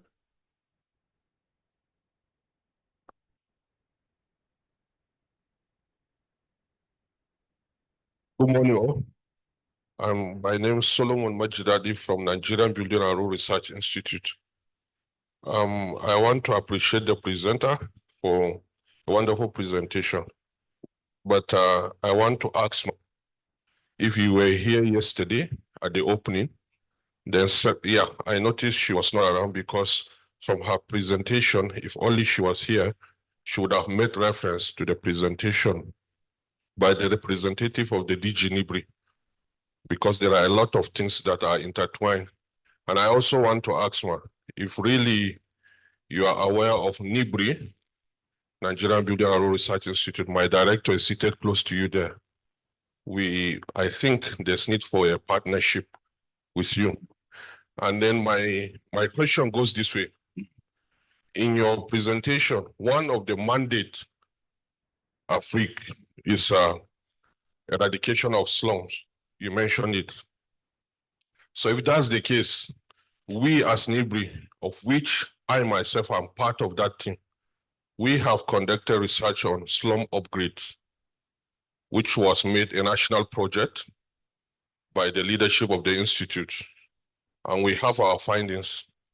So if that's the case, how do you come in? Since we have the results, how do you come in and then help in upgrading? Like I said yesterday, from our presentation, we are a research institute to make our research and findings, but we don't have the mandate to execute. So after doing, we give to the relevant authorities to carry on from there. And in accessing the funds, for where you mentioned $3 million, I want to know, is it for individuals? Just like someone said earlier, as a low-income earner, earning less than 100,000, how will you want to get an affordable shelter for yourself and your family? That's the question. And I think Shelter Africa is doing too much, but you're a country director and this office is situated here in Abuja, and a lot of us are not aware. And presentations like this are made. You look at it as if it's simple, but when you start the process of applying the funds, that is when you will know that you've not started anything yet. From Green Bond, I'm not trying to, but we've done a lot of works with Green Bond. We will get there. And a lot of, so please, I'm begging that the process be well known. Let there be nothing hidden. Let us know from the beginning if you can afford, or if I'm trying to do it, I can really access it. Not that I will start and then stop on the way. Thank you. Thank you. Okay. Good afternoon. My name is Abdulkader Sani Ibrahim, Director of Construction, Kano State Housing Corporation. I have a question for Madam. There is a requirement for 5 years building project. Is it immediate last 5 years or any past 5 years? The second question is concerning the equity of 30%. Land is going to be included. Okay, if land does not make up the 30%, the rest of the percentage, how do you apply it? Is one going to pay the financial equivalent as an equity to you, or is he going to put it into the project based on agreements with you? Thank you very much. Okay. So my name remains Choma Digo from the rep from MBA, Mortgage Banking Institution. So I would like to commend you for the presentation. It's a very good and insightful one. Then I want to take us back to, I don't know if the media can go to the place where there are the projects which they have financed. Please, can you assist us with that? Because I want to go to the mortgage banking institutions. I want to see how far they have given them finances, because we are looking towards collaborations with them. Are you looking at the total figure now? Are you considering? No, I would like to see the mortgage banks. There's a list of banks which they have financed. I want to see the mortgage banks on that list. Please, could you go back to that slide? Sorry to take you back. But you should understand that that is not the total number, because there's some. Okay, we just want to know, because I've not even seen the mortgage banks. We've seen Let me mention the some. Yes. So we've given loans to, we've worked with ASO Savings in the past. Abe Building Society in the past. Yeah. Okay. Yes. So that makes it 2. And you know, the mortgage institution is basically, they're the ones driving housing. when it comes to financing. So we just want to see more collaboration. If there are challenges which has stalled this collaboration with the mortgage finance institutions, because if you go to CBN websites, we have over 50 mortgage banks in Nigeria. So just more of that for co-financing. Then under risk sharing, we want to know, do you guarantee mortgage loans when it comes to risk sharing? Do you do refinancing? Please just throw more light on it. Then if there are ways where the mortgage bank can partner on a product development for Nigerians, it will assist in affordable housing. Thank you. Okay, the last question now. Well, madam, thank you very much for the presentation. My name is Sheson Obi. I'm the Secretary General of the association. Under your presentation, you mentioned the issue of criteria, and I was particular about a point you raised. You said you should have developed 200 housing units in 5 years, in the last 5 years.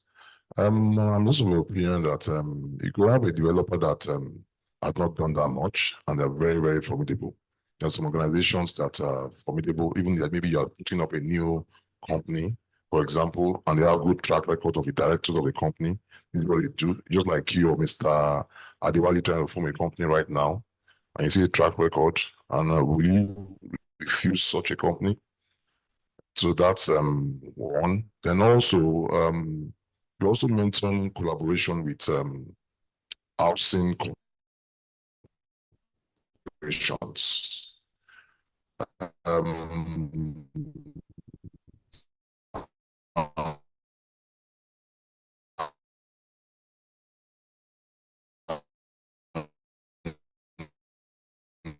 can remember you told on corporations over here. So thank you. I think you can go ahead. We'll start with from the last question.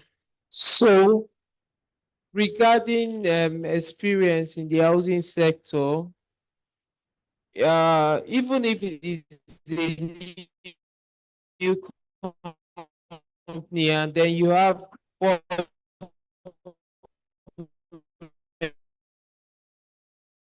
members with experience, it can count for experience. The question with kinds of credits for the creation of mortgages to mortgage banks, we can also do refinance loans. The loans to mortgage bank can also be used for on lending to developers. So it can also work with the other products we have. Regarding the question on equity contribution of 30%, it doesn't have to be money kept in bank. It just includes every single kobo you spent on the project, including land, including preliminaries, including compensation to landowners, including anything you've incurred, you've spent, is still part of the project costs. As long as, even if paying for taxi, even paying for consultants, so as long, but then you need to demonstrate proof. You need to show that you spent the money. It doesn't have to be showing me that you have cash. It can even be already you bought building materials, you've bought cement and kept. You might have even started construction. You've developed 1 or 2, 3 houses. We'll come and value what you've done, and it will become part of equity on the project. I've addressed the issue of 5 years experience. So regarding taxes to government, I think government is tax exempt, so it won't, that doesn't apply to government. We do not give loans to individuals. We do wholesale banking. So we give loans to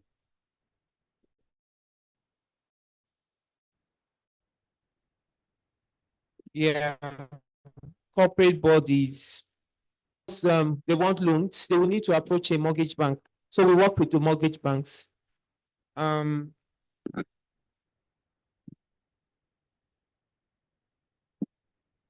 Regarding partnership with NIBRI, we are open to that. We are open to such collaboration.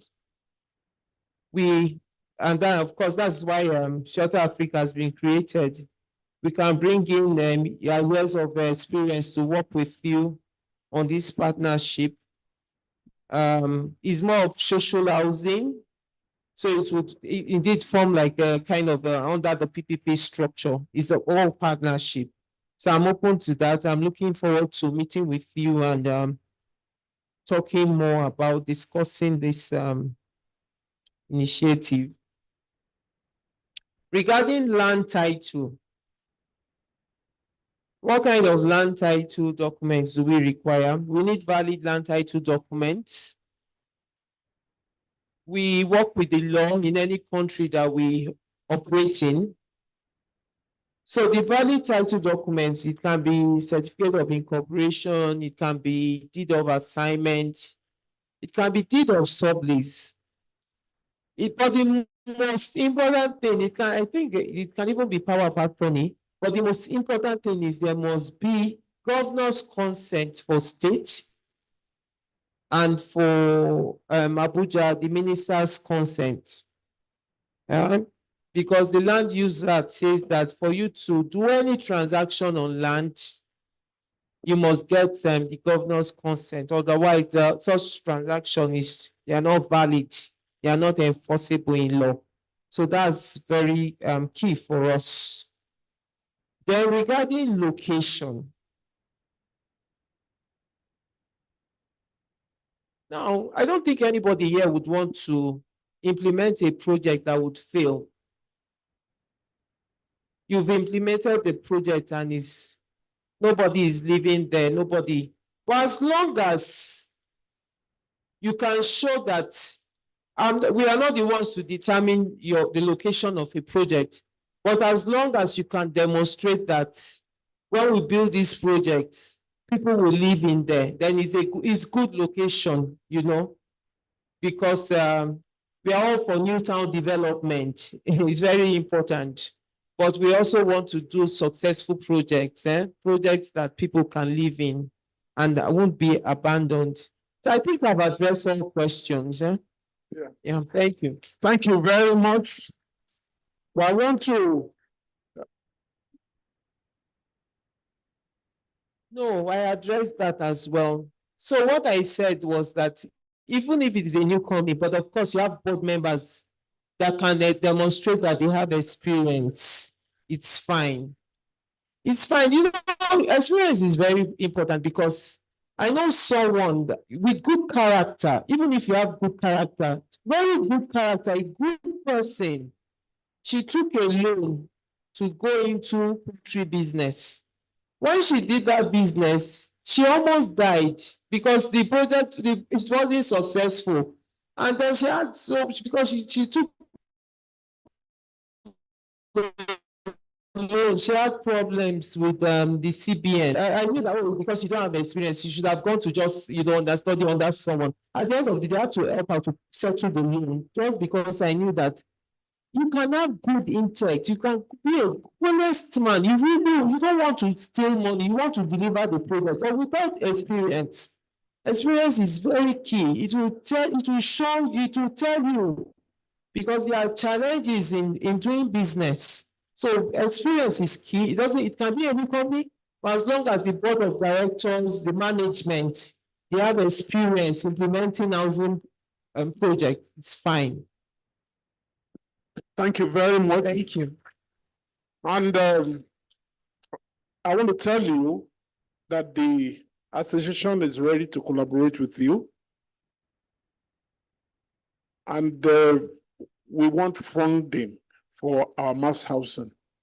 So we are going to follow up from here with you on how to move ahead from here. We want to change the narrative in the housing sector, and housing corporation is a viable organization that can tag along with you in this regard. So we'll follow up with you and then we'll take it up from there. Thank you very much. Let's put our hands together for her again. We are going to the next section now, which is going to be a discussion panel. And like we told you earlier, we still have Mr. Femi Adewale here. So please permit me to invite Mr. Femi Adewale to come over here for the panel discussion. Also, allow me to call on the president, Dr. Victor Olukwa, to also be seated. While this the last session was going on, Barrister Festus Adebayo walking into the hall. And you know, it's a key factor in the housing sector. So you also permit me to allow him to join the members of the panelists in the discussing this issue. And the last person to join them on that panel is the former president of the Association of Housing Corporation, Dr. Ifeanyi Chukwudoku, who has also been privileged to supervise mass housing development in the past. And in this section, we are looking at rekindling housing corporations' mass housing revolution of yesteryear. In those days, housing corporations were the sole manufacturers of mass housing. But today, the narrative has changed. These corporations that used to be the pillar of housing corporation are suddenly falling, and nothing is happening in all our states. And if you look at all the state capitals, all the foremost housing estates that crop up in all the state capitals were from housing corporation. Then what that change? So we need to rekindle this mass housing. And that is why we are going to be using this session to look at what has happened, to see where we are, and then how we can move forward. So Mr. Femi Adewale will be moderating the sections, and with his experience and his passion for affordable housing, I believe we are in a good hand for him to handle this session. Please permit me to hand over the microphone to him for this session. Thank you. Thank you very much, our compare. Sorry, you have to have me again for the second time. But this time, I really will just moderate. But before I get into it, for our panel, our distinguished panel, let me just set the context and try to explain what our compare has said, perhaps in just using very different words.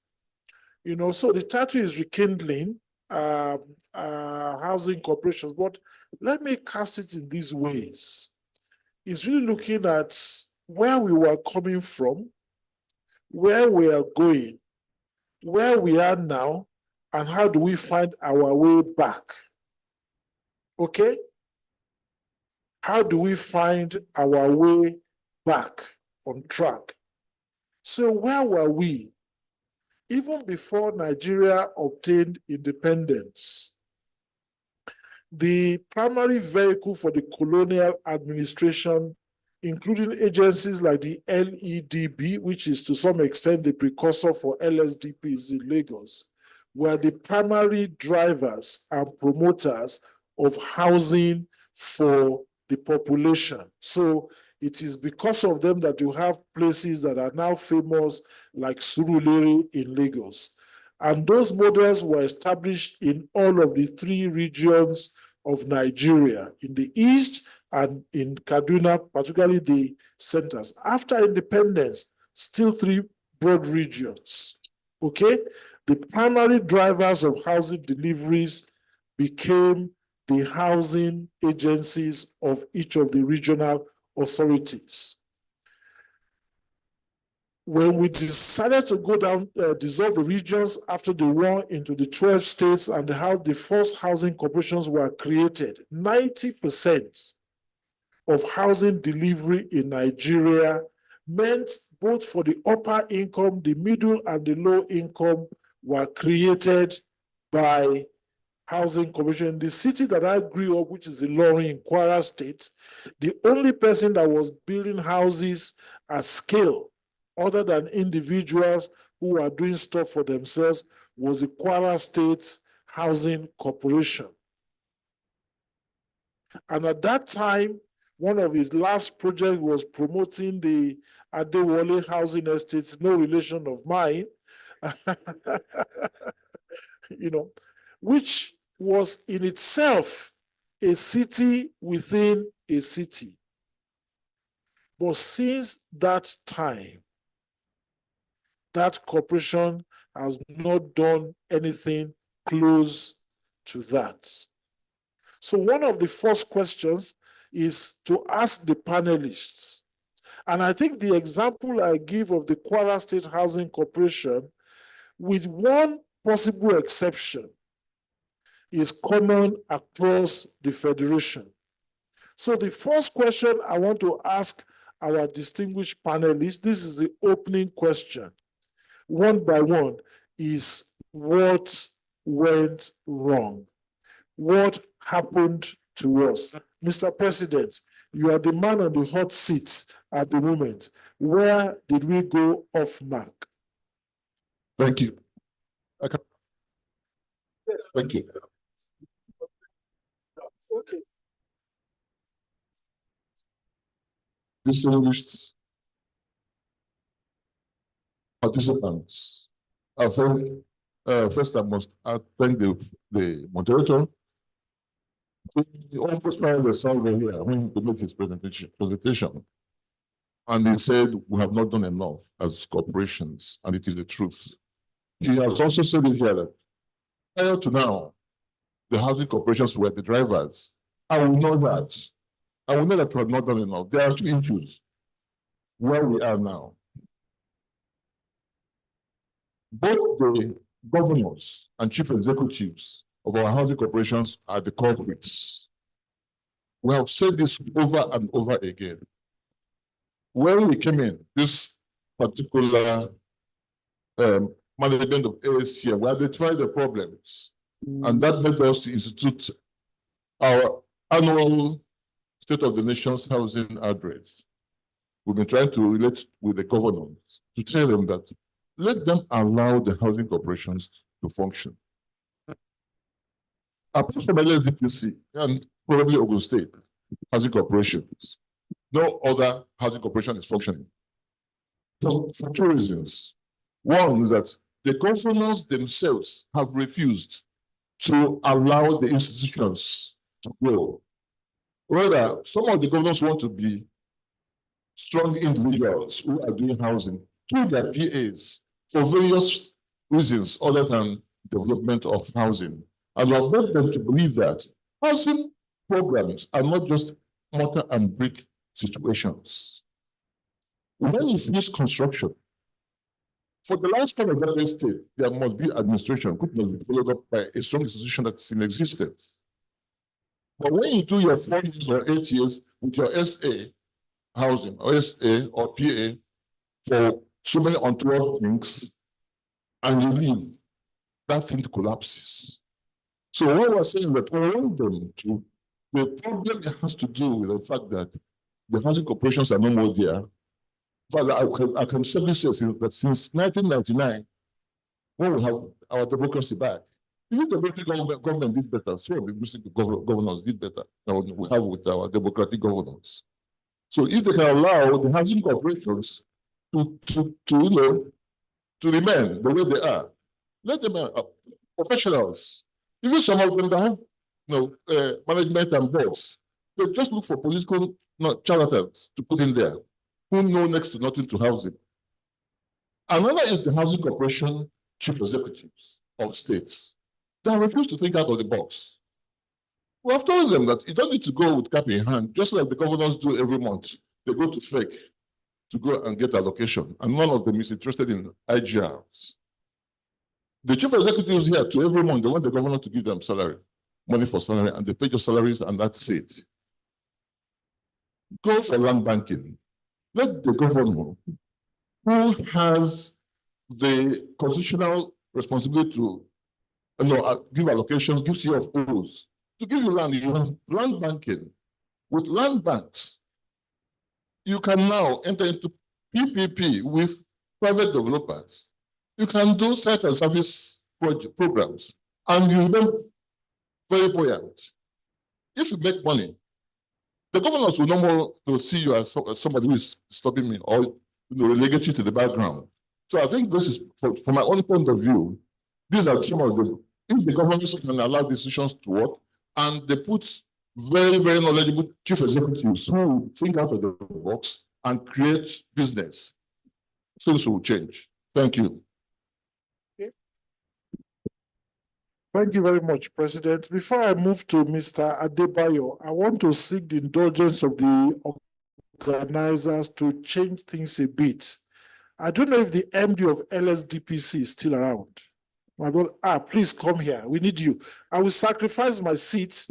I will sit here and then you come and sit here. Please.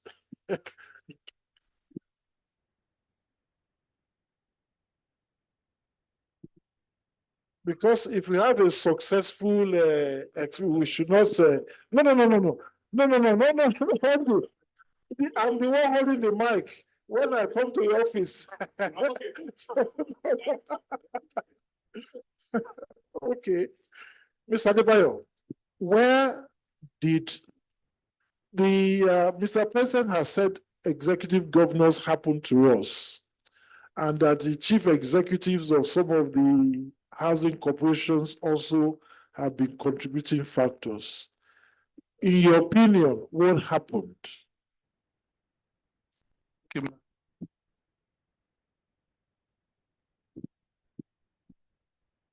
Thank you, the moderator. I'm happy to be involved in kind of discussion where we look at how we started and also see where we are. I can let you know here that my journey of housing industry started from Association of Housing Corporations of Nigeria. Whatever I am today can be traced to that foundation. The man who sent me to school is the founder and the president of the Association of Housing Corporations of Nigeria, late engineer Esu Fadansi. And on that note, I can tell you what was in his mind, and also what was in the mind of Fortune ABA when they came together to establish. I remember Baba Fadansi was then the managing director, or they were using general manager of LED, Lagos Executive Development Board, that today we are calling LSDPC. It was the GM. And AB was the head of estate management, estate department. And that was how the journey started. They came together with the mission to influence government decisions in the area of housing. Do we still have that today? What have we done in the recent time to influence? Thanks to Mr. President, who came up with the October 1st idea of addressing the housing situation in the country. I appreciate my moderator when he mentioned Eric Moore, all those houses were built by LEDP, a member of Association of Housing Corporation of Nigeria. And when I started following them to that association, I have in the course of that visited many states housing corporation.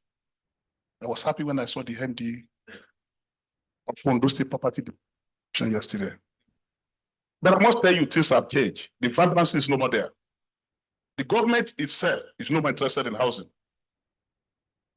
Today, If you make Ondo man, the Ondo MD, the president of Housing Corporation, the possibility that after 2 months of him traveling, he will just be in one hotel out of his teeth, and we hear that he'll be removed as the MD of that position. I followed the then MD of Kaduna State Property Development, late Aliyu, Architect Aliyu, to Port Harcourt. We were in hotel, presidential hotel in the night, where we heard that he has been removed as the MD of Kaduna State Property Development Company Limited. That is one of the biggest threats that have made us to be where we are. It was not happening then. It was the same Association of Housing Corporations of Nigeria that recommended for the establishment of organizations like Federal Housing Authority. They made a lot of recommendations on matters relating to Federal Mortgage Bank. They made a lot of contributions on the issue of National Housing Fund. So they were so respected. Who is respecting housing corporation today? Why are they not respecting them? Are we still restore the old glory? In fact, if you call the meeting of housing corporation out of 36 states, before you can get asked, you should get what I'm saying. So these are the challenges. Has the political will of the state government. Yes, Mr. MD, I've spoken about the MDs of these housing corporations. I've said it at various times, that there's a need for them to develop themselves, capacity building. Let me use this opportunity to acknowledge Mr. Femi Adewale. When he was the MD of Federal Family Home Fund, it was very vibrant. That every time he's talking to me, housing corporation,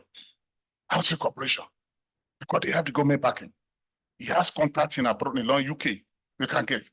And immediately he left the Family Home Fund. He reached out to me. He said he has, Festus, how are you? These housing corporation people, there's a program taking place in London. Can they attend? All effort to get them attended failed. So at the end of the day, Mr. Femi Adewale now wrote me that I should write them that HDAN, Housing Development Advocacy Network, that I represent, will be sending people to attend. On that note, and I called Mr. Toye Eniola. I said, can you give me people from your association that will not go? I got the MD of Niger State Housing Corporation. I got the MD of Abuja Property Development Company. These people invited them to come to London with transportation. They pay for the conference, meaning I got a grant and I decided to release it to them. And they were all in Manchester. I'm sure MD, Abuja Property, they told you, your former MD told you, you're aware of it.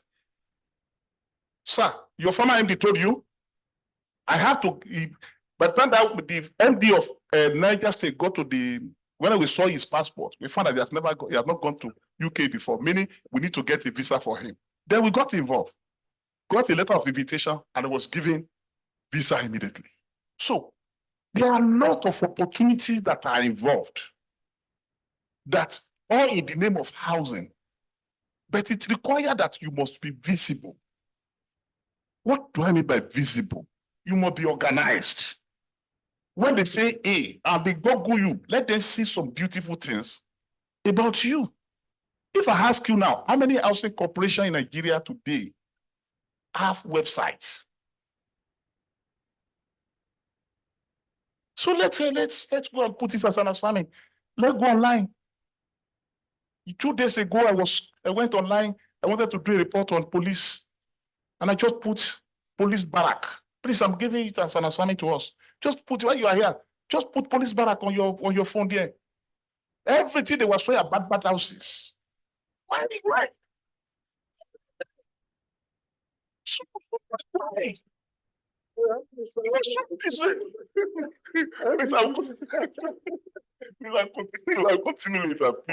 Continue later. Our elder brother, please, it's your turn now. And In fact, before I come to you, let me ask my esteemed DLSDPC, from your vantage position, leading what is perhaps our most successful and flagship housing corporation agency in Nigeria, successful in every respect. You know, there's still more ground to cover. Where do you think the rest of your colleagues have missed it? What have they done wrong or differently that LSDPC has gotten right that is leading to the success? Because you are still on track. Thank you. Yeah, well, I think since the period of Alhaji Lateef Jakonde, you know, he laid a very remarkable, you know, achievement for any government, you know, to come in.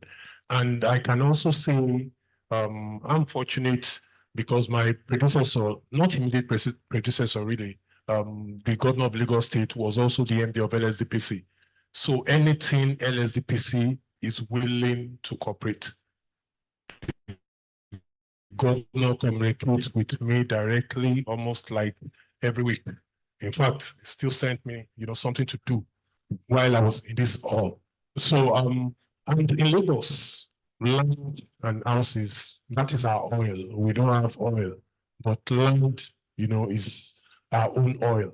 So it's something we cannot joke with. So I think maybe we're fortunate, maybe, and of course maybe our population too, you know, also is also a factor. Yeah, that gives us that push that we must provide, because we can't just be seeing people sleeping, you know, on the road. We have our own challenges too, because even the land is not even that available. Thank you. If I'm right, LSDPC has not been receiving money from Lagos. We don't get subvention from the state. We don't get subvention from the state. We're a business venture, just like any other company. Yeah. Fantastic. Thank you very much. Thank you.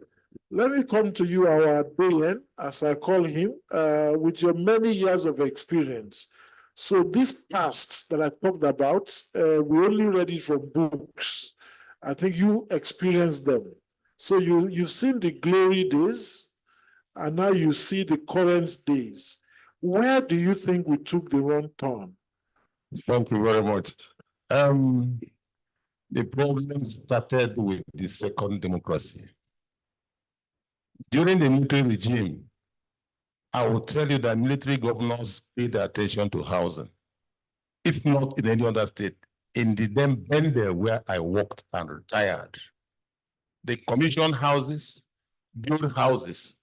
But as soon as we transferred into democracy, it became a different scenario. Because as of today, I can talk about housing estates that were built in Bendel State. I was in charge of Warri. There were estates in Warri funded by government. There were estates in Sapele and in Benin. In fact, that's how I came to know this boy, that a banker turned a media man. The truth is this: the course of the governors we had after, during the second democracy, they were not interested in housing. But it also depended on the relationship between the chief executive and the governor. I am not from Edo State. I am from Anambra State. I had my name in the TV as being appointed general manager for the Edo State Development and Property Authority. What I did was to seek the face of the Lord. After that, I had a direct contact with the governor. Told him what I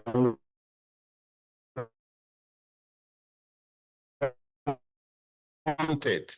And though we were surprised that I was getting the backing of water, is that some governors try to establish parallel agencies that will compete with the housing operations. The supervisory ministries were usurping their own services too, because I keep on saying it. Ministry has no business in direct construction. That was what saved the state government then, because I went there, you were there, and I told the governor made a U-turn and directed everything housing to Enugu State Housing Corporation. You were there.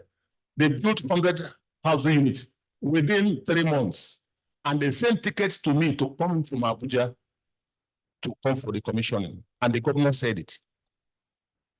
Then, part of the problems are also, so most of the laws under which housing corporations are operating are obsolete. In Edo State or in Bendel, the law setting up the corporation clearly stated who and who can be chief executives of the, and you must be professional in built environment, except where you have, by experience, you have been tested and you can prove to deliver, you will be appointed. Going forward, EDL came on board, presidential mandate, which was a baby, came on board. I went on tours, was aware to housing to the states, telling the governors what they could benefit. We even offered to package for them, package EDL, a presidential mandate. In the hall in Port Harcourt, the only person that came out was the then Ekiti State now, which is Abiola also, I think he's late now. Agbeyo, on the floor of the house in Port Harcourt, he said, Mr. President, please, I have a challenge. Come and visit the governor and talk with him. He gave me a date. When we got there, the governor closed from 8 to come and assist us, come and speak to us. And I tell you, there and then, he called the SSG. That memo from Housing Corporation, bring it from approval. They were approved before we left, and they got both the EDL and presidential mandate. What were the other state executives doing? We have challenged them. If you're having problems with God, let us come and speak with you. We went to Ebony and saw Senator Ibu on behalf of your friend, Dr. Brown. For good 14 minutes after talking with him, he invited me to his scenario, and I told him that it was possible, and they got the two. What happened? Because of politics, they misuse it, and I think they are still owning the bank today. So if we do our own, don't just sit down and depend on salary. Think outside the box. Maintain the relationship. If you don't say you are, nobody will say thou art. So take a step forward. Whatever it is that it will cost, be persistent. According to one preacher, I say, keep on saying it. One day it will come. It's a challenge to chief executives. Thank you very much, sir. Thank you very much. So again, I will depart from tradition, and I know that we have a number of GMs or MDs or CEOs of housing corporation. I want to give two an opportunity to also contribute, because sometimes, except you pin down where you went wrong, you may not find your way. So, sir, you are the first to, please.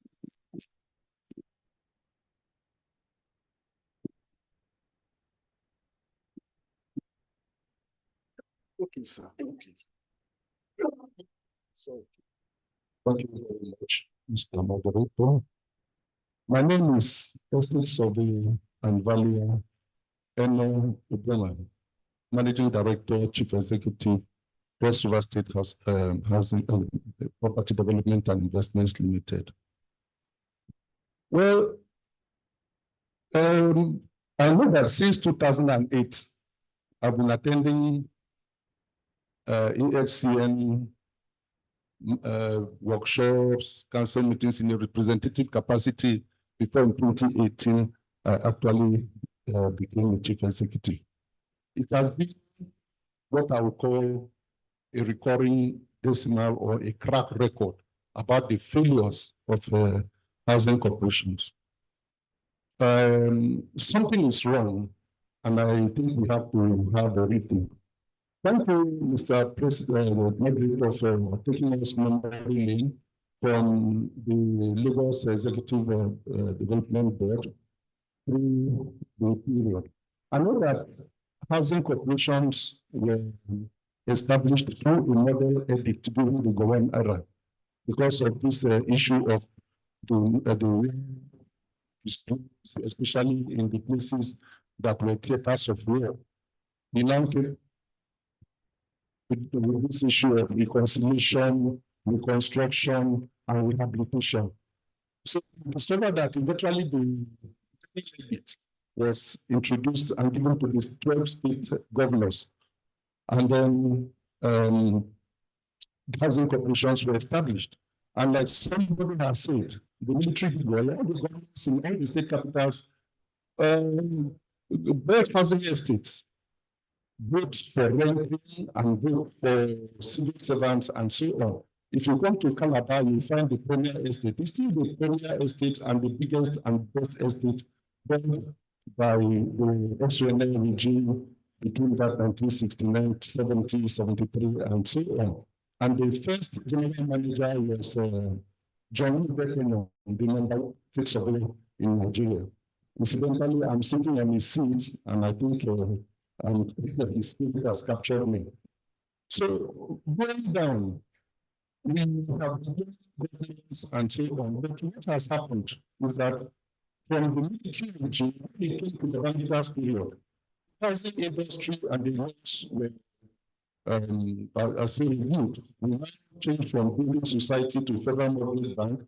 The National Housing Fund was established, and then the housing corporations were affected by the privatization and commercialization policy of the Babangida administration around 1987.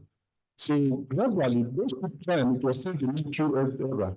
And I remember M.S. Tata, who is the governor of Cross River State, who is from Benue, he now incorporated the Cross River State Housing Corporation to Cross River State Property Development and Investment Limited. But in the period that the military were on, what happened was that housing corporations had other estates in different local governments. Today we have the elected African state. It was good. There was an estate also in Ogoja, built by the same corporation. There's also an estate in Ikko.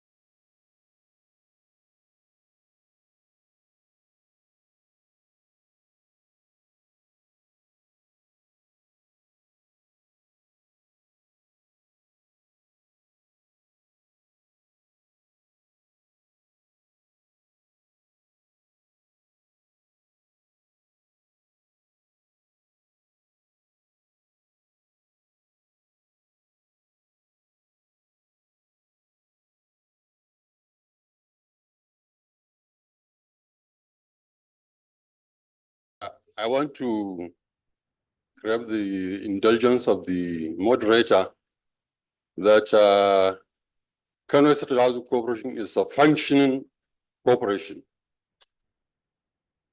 This is because as I speak now, we are paying our salaries for the past 30 years. So we are autonomous. I think one of the problems facing the housing corporation across Nigeria may be that they are too dependent on state governments. So if they are to be made autonomous, I believe they will function better than what they are doing now. For example, Kano State civil servants are not contributing to NHF. So that deprives Kano State government the opportunity to partake in loans from the Fair Mortgage Bank. But despite that, we are able to go to our neighboring states to get off-takers for housing programs in their own states. Like right now, maybe by the end of the month, there is a union with the Federal University, DUSE, that we are collaborating to finance a housing program for them. So I think there is the need for housing corporations across Nigeria to be autonomous, to disengage themselves from the state governments. That would be very helpful. Thank you very much. Thank you very much. So I will stop that part of the discussion, but let me just close it here. I would just want to ask the audience one question. How many of you currently here hold a Nokia phone? Let me see your hand up. You have a Nokia phone. How many of you, I'm interested, how many of you own a Nokia phone? Anybody having a Nokia phone here? Okay, if I ask this question 20 years ago, 80% of you will have what? A Nokia phone. Possibly a 315 or 3350 for those who are old enough. But today, none of you is holding a Nokia phone. What happened to Nokia? The managing director of Nokia at a seminar I attended said this, and let me try and remember the quote. He said, "We did everything right. We did everything right, but somehow we still lost." What happened? Nokia didn't see Samsung coming. They didn't see the iPhone coming. They didn't see the change coming. And when I listen to all of the inputs that's come here, what the housing corporation movement didn't see coming was change. It didn't see change coming. And when change came, you got basically obliterated. So if there's any lesson to take in going forward, your experience is common in any business, and that's why I chose something that is not housing. Any business organization that refuses to engage with change will die. The fact that we're having this discussion gives us an opportunity to revise. Let's not be a Nokia. So in 10 years' time, they says, is there any housing corporation existing? And it should no longer be in existence. We have a chance to have a rekindling, which is the word that you've used. Thank you. Let me come back to this discussion. So we know that we somehow, at one point, we are the brides for housing delivery, and we have, in many states, fallen off that perch. Because of time, I'll just go straight to the third question. What do we need to do? What do we need to do to regain the lost glory? And I just want to give people 3 minutes, not a lot of speech, just 1, 2, 3. 1, 2, 3 things. And I really want to implore the leadership of HCN that you need to develop this discussion into some kind of action plan. that you need to work on it. So I want you to see it, not big statements, 1, 2, 3, 1, 2, 3. If somebody has mentioned something, find 1, 2, 3. What do we need to do to rekindle the lost glory? Let me start with my MD LSDPC. You have been through the journey. What advice would you want to give? Even though, let me say, sir, the LSDPC I see, and I pray that under your leadership becomes a 1 million unit owning organization. And it has the potential because you have 20 million people in Lagos. I pray that we'll be able to house 1 out of 5 Lagosians. Thank you. Thank you very much. You know, every state is peculiar. And like I said, Lagos is, you know, we need to do, land is our own oil. And land is not unlimited in Lagos. So we need to think out of the box. Part of what we intend doing is the area of Surulere. Surulere is supposed to be very prime land. So we need to start going vertical. We'll talk to, you know, engage the people in that area. We can increase the value of where we are presently, and we'll go vertical, whereby we're able to, you know, accommodate more people. Another issue is that financing.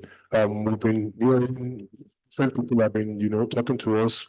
We need to look at who can give us the best fund in terms of interest on our own part and on the part of subscribers. I think it is very key because you can't just be providing houses without people taking up the houses. And like I said, we don't have any problem with our own, you know, chief executive.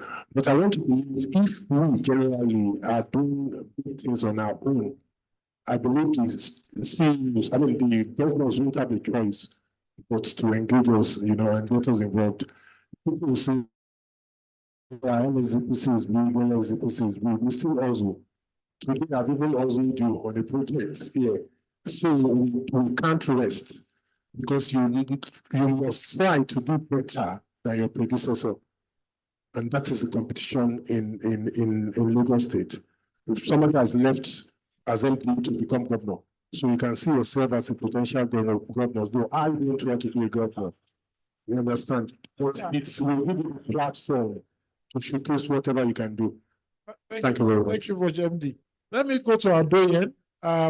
Sir, 3 things you think your colleagues as general managers of housing corporation can do to begin this process of rebirth for the housing corporation? Yes, just like the MD said, each state is peculiar. But one thing in general, first of all, talk to God to give you the vision. Okay. God, you get a direction on what to do. That's number 1. Number 2, get the communities. A lot of them don't have land. But depending on where you are, land, get the communities. You can partner with the communities, they will donate land and come to terms with them. That's number 2. Then number 3, think aloud about finances. When you think aloud, are you able to package whatever you want to package? I tell you, by the time you get to governor will call you and say, how do we do this? It happened to me. How do we do it? The Gosa Housing Estate that was sold by Federal Mortgage by Federal Housing Authority under the National Housing Program. He said, how do we do it? We package it and keep to Federal Mortgage Bank and go loan. So talk to God first, deal with the community, and then have a very good packaging. Packaging is very, very attractive. It's very, very attractive. Not when you have packaging that is a porous. By the time the man read the first page, he see loophole. He will drop it and tell you come back. I will never see him again throughout that year. May that be your portion in Jesus' name. Amen. Barrister Festus. 3 things. To be current is a currency of life. When you are current, you get the currency. The CEOs must be current. You can't be an MD in a vacuum. You must have idea. Yesterday is different from today. Those who came with Samsung I've already previewed Nokia. That's just a fact. Whoever is an MD here should find a way to develop themselves. Because I don't know how they appoint MD. To be current is a currency of life. You must know what is going on in other countries, in other states. The MD here, within the one year he has been there, I'm sure he has seen a lot of people who have been sharpening him. And that leads to the second point I will make. PPP is the way to go. Public, private, partnership. You can't do it alone. I remember somebody was talking of collaboration either this morning or yesterday here. We're in the era of collaboration. If you have good ideas and you have partnership and you package yourself, your governor will listen to you. Majority of the governors are avoiding state housing corporations because they see them as those people that come, collect salary, go. Simple. Liability. The possibility that I will do this is very high. Number 3, we must, at the level of the Association of Housing Corporation, do much in the area, do more in the area of advocacy. I cannot remember the last time you visited the governor of Lagos State. I know it happened in Niger State when one of your MD was removed. I was the one that was calling people. Why did he remove the man? The man is doing this, a family home farm. There will be no continuity. And he has taken a politician there. I don't know whether the politician is here. If the politician is here, I want to apologize. I just have to tell you the truth. So that is it. So AACN as an organization should do more in the area of advocacy to create an enabling environment for their members to thrive in their states. Most of those governors would prefer to use their concubine, to use their friend. But I will not end up without thanking you for bringing you your commissioner yesterday. Some of the MDs don't have relationship with their commissioners. Some have relationship of boss and staff. It shouldn't be. They must develop a relationship. I want to beg you to facilitate how your president will see your governor. You can tell your governor what he needs to do to support you to do like Lagos. I rest my case. Mr. President. Thank you so much. I think you have captured it all. But I will tell you that we understand the problem. We know that the chief executive can't even talk to their commissioners, not to tell about talking to the governor. And what we did as an association is to elect to talk to the governors. And we know that it was not going to be possible to go to the governors one by one. For one full year, throughout last year, we are trying to get appointment to address the governors forum.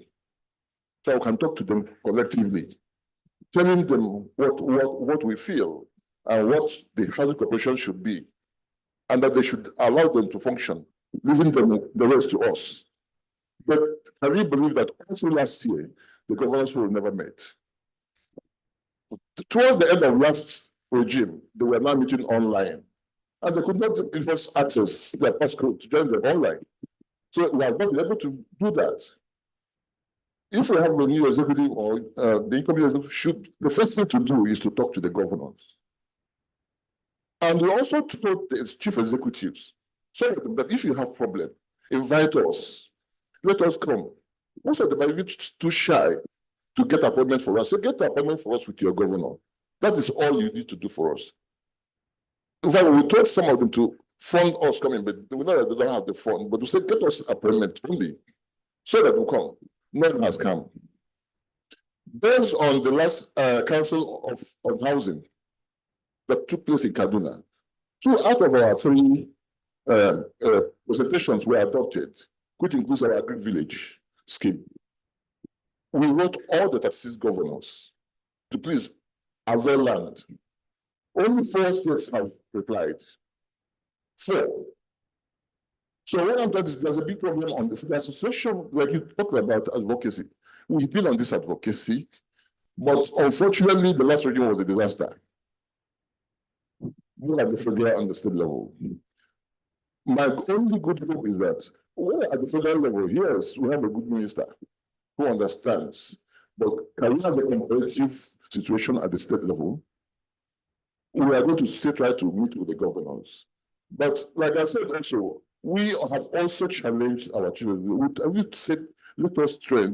There was one conference we had, and we read out how to be a chief executive of a housing association, housing corporation, and what to do to be in business, the business of real estate. If private developers could borrow money, even go the whole hog of trying to get land and build and make profit and become big men and women, why can't the housing corporation just get the land as the raw material and partner if you can raise funds?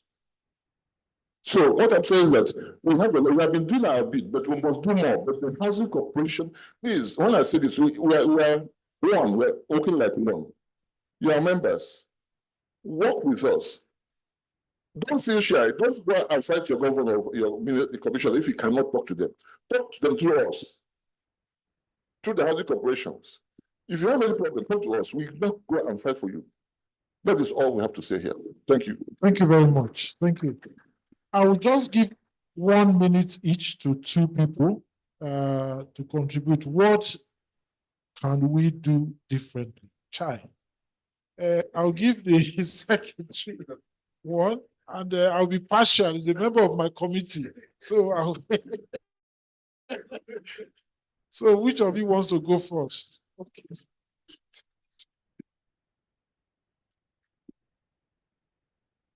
Well, thank you once again. My name is Sheson Obi. I'm the Secretary of the Association. What I want to say is, the other time I raised up my hand, I've been saying for the past years I've been members, this problem has been reoccurring. We come and we say this to ourselves. I believe this communique that we have here is for us to brainstorm and see how we can have solution to these problems. And one thing that kept on occurring is that chief executive, like you mentioned, you were somewhere with the chief executive, he was removed. That man will have had plans, probably he had plans with you, do you understand?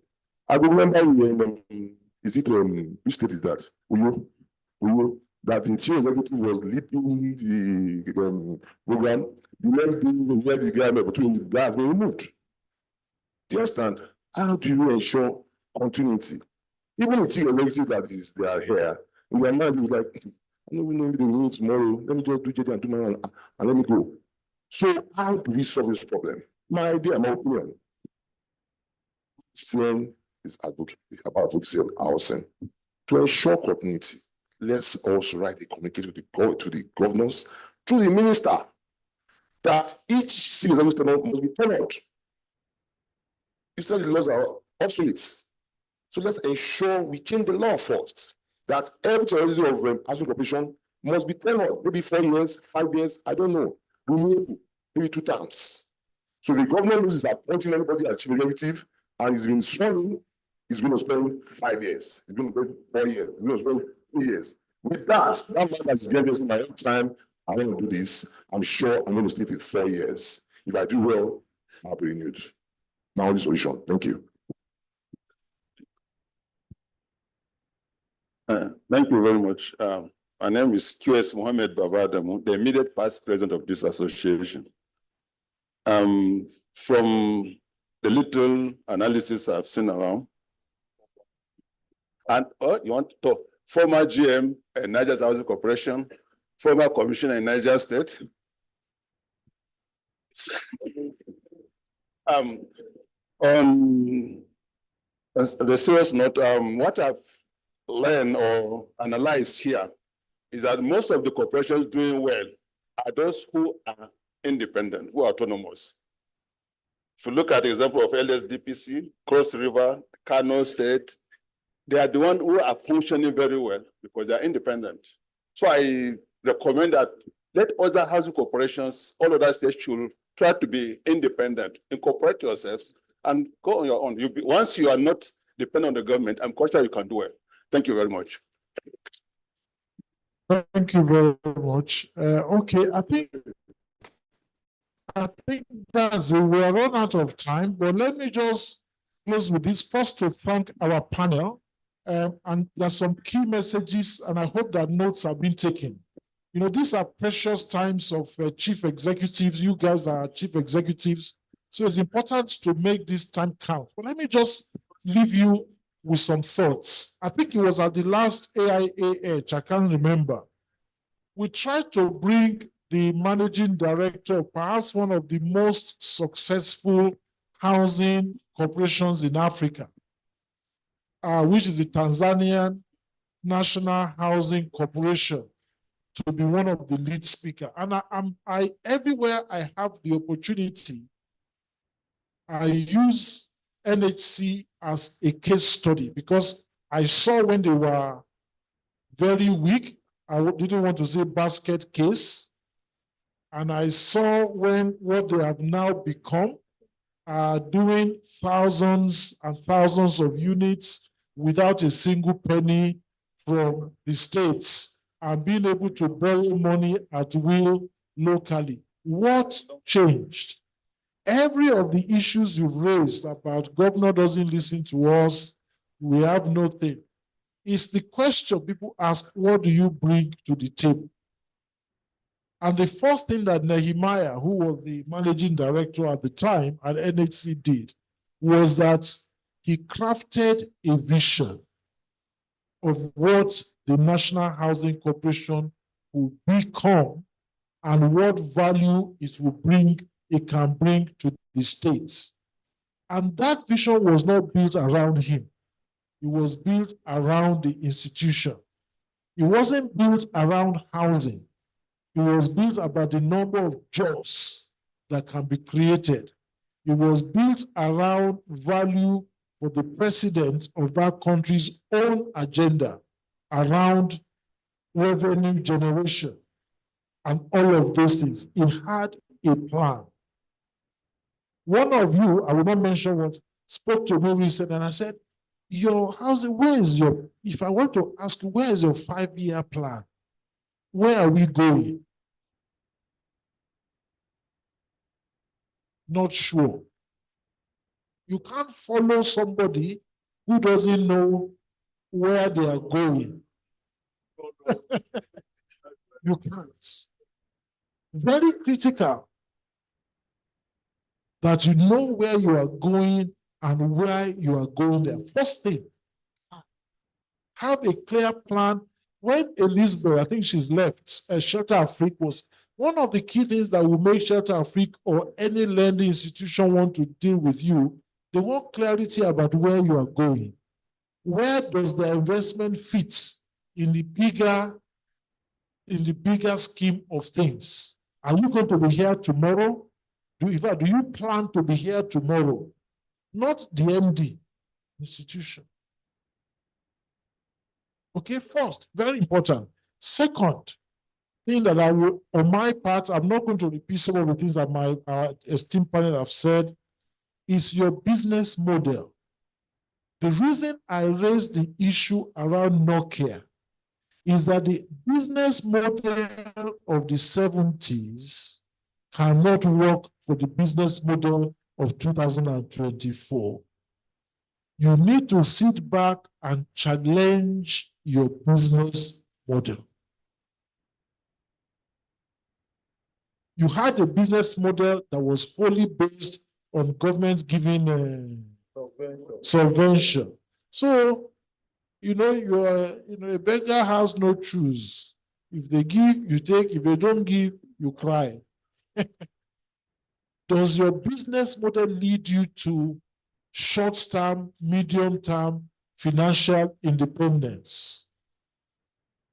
Very important. Okay, how you do that. The third thing, I think Mr. Adebayo talked about it, but let me say it in a slightly different way. Get people. Get knowledge. This is the This is the knowledge age.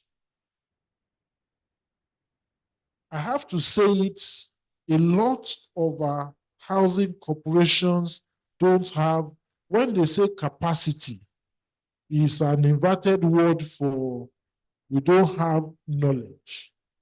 In the new world, you don't only have to be an architect and a QS. The business you are in now is about finance. I trained as an architect. And over the last 21 years, I reinvented myself. So now we say you talk more like an investment banker than an architect. How many of you have corporate finance capabilities within your organization? So if you don't have corporate finance capabilities, how are you going to talk to Elizabeth? How do you know what the capital market is doing? You are not speaking the same language. You can't raise capital. You can't even run your organization outside of day-to-day money because you don't have a sense of long-term financial planning. So build that capacity. Even if there is a young person, they don't have to be MD or GM. Have the capacity. Have the capacity, the people you need that give you the knowledge that you need to survive in a new environment. Thank you very much. And let me thank our esteemed panel. Thank you very much for your knowledge. Thank you, sir. Let's put our hands together for all the panelists, especially our moderator. We thank you very much. Thank you so much. Well, to round up,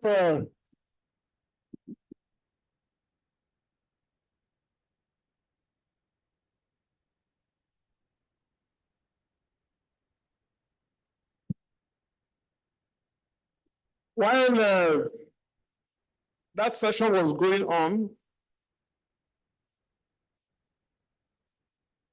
the managing director of Federal Mortgage Bank walked in. When I say the managing director of FMBN, that's Mr. Shehu Musa Osidi. He's here in the spirit, and he has a representative who walk in his spirit into the hall to deliver his paper, the role of FMBN in stimulating affordable housing in Renewed Hope agenda. So, and that representative is seated somewhere at the back, and we'll be inviting him to come up. Please join me to invite Mr. Ibrahim Nafada, who is here to represent the managing director to present that address. Within 20 minutes, we'll be off. So let's put our hands together as we welcome Mr. Ibrahim Nafada. Is the MD in spirit here.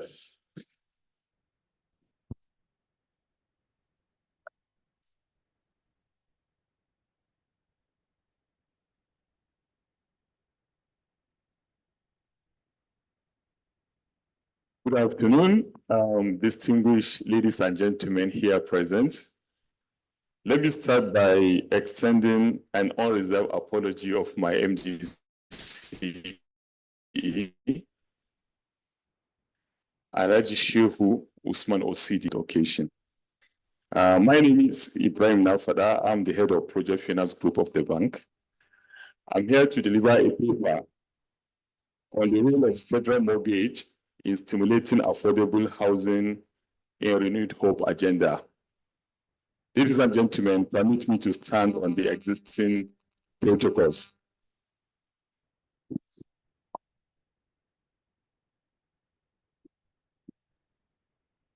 On behalf of Federal Mortgage, it is an honor to be invited to grace the 48th Annual General Meeting and 111th Council Meeting of the Association of Housing Corporation of Nigeria and speak on the role that Federal Mortgage is playing in actualizing the Renewed Hope agenda for the housing sector.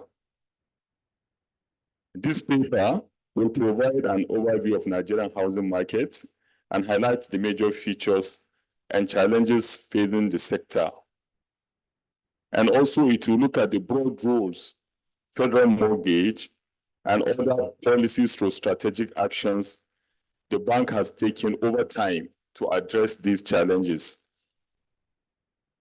Nigeria's national housing stock of just about 10.7 million housing units is grossly inadequate for a population of over 200 million Nigerians at 4.5% with 46% urbanization, also growing a dramatic 5% per annum. The Nigerian mortgage system is still underdeveloped in driving home ownership, as more than 90% of new homes utilize funds from personal savings for home ownership, as more than 90% of new homes utilize funds from personal savings as well. The overall effect is that mortgages account for less than 1% of national gross domestic product, and real estate accounts for just about 8%. While taking cognizance of the various positions on the issues of housing deficit,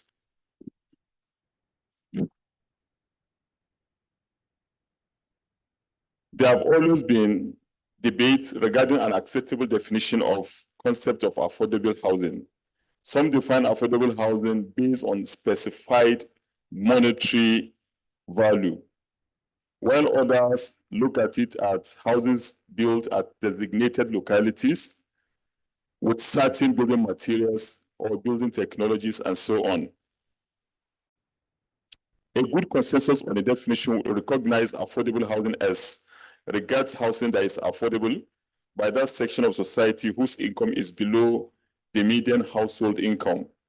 In other words, affordable housing is housing that at least half of a population within a locality can afford based on their household income. In Nigeria, about 85% of the working population cannot afford a mortgage facility to buy the domestic home, to buy the most basic home. This challenge exists in other African economies.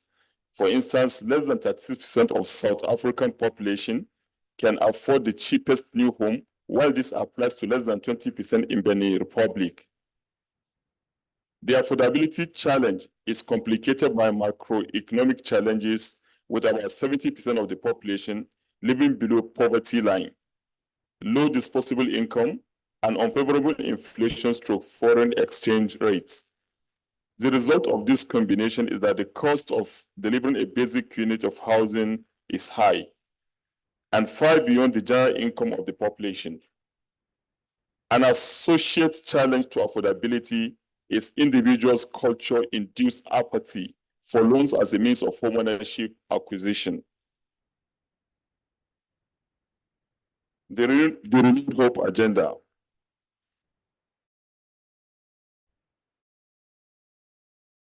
Under the present of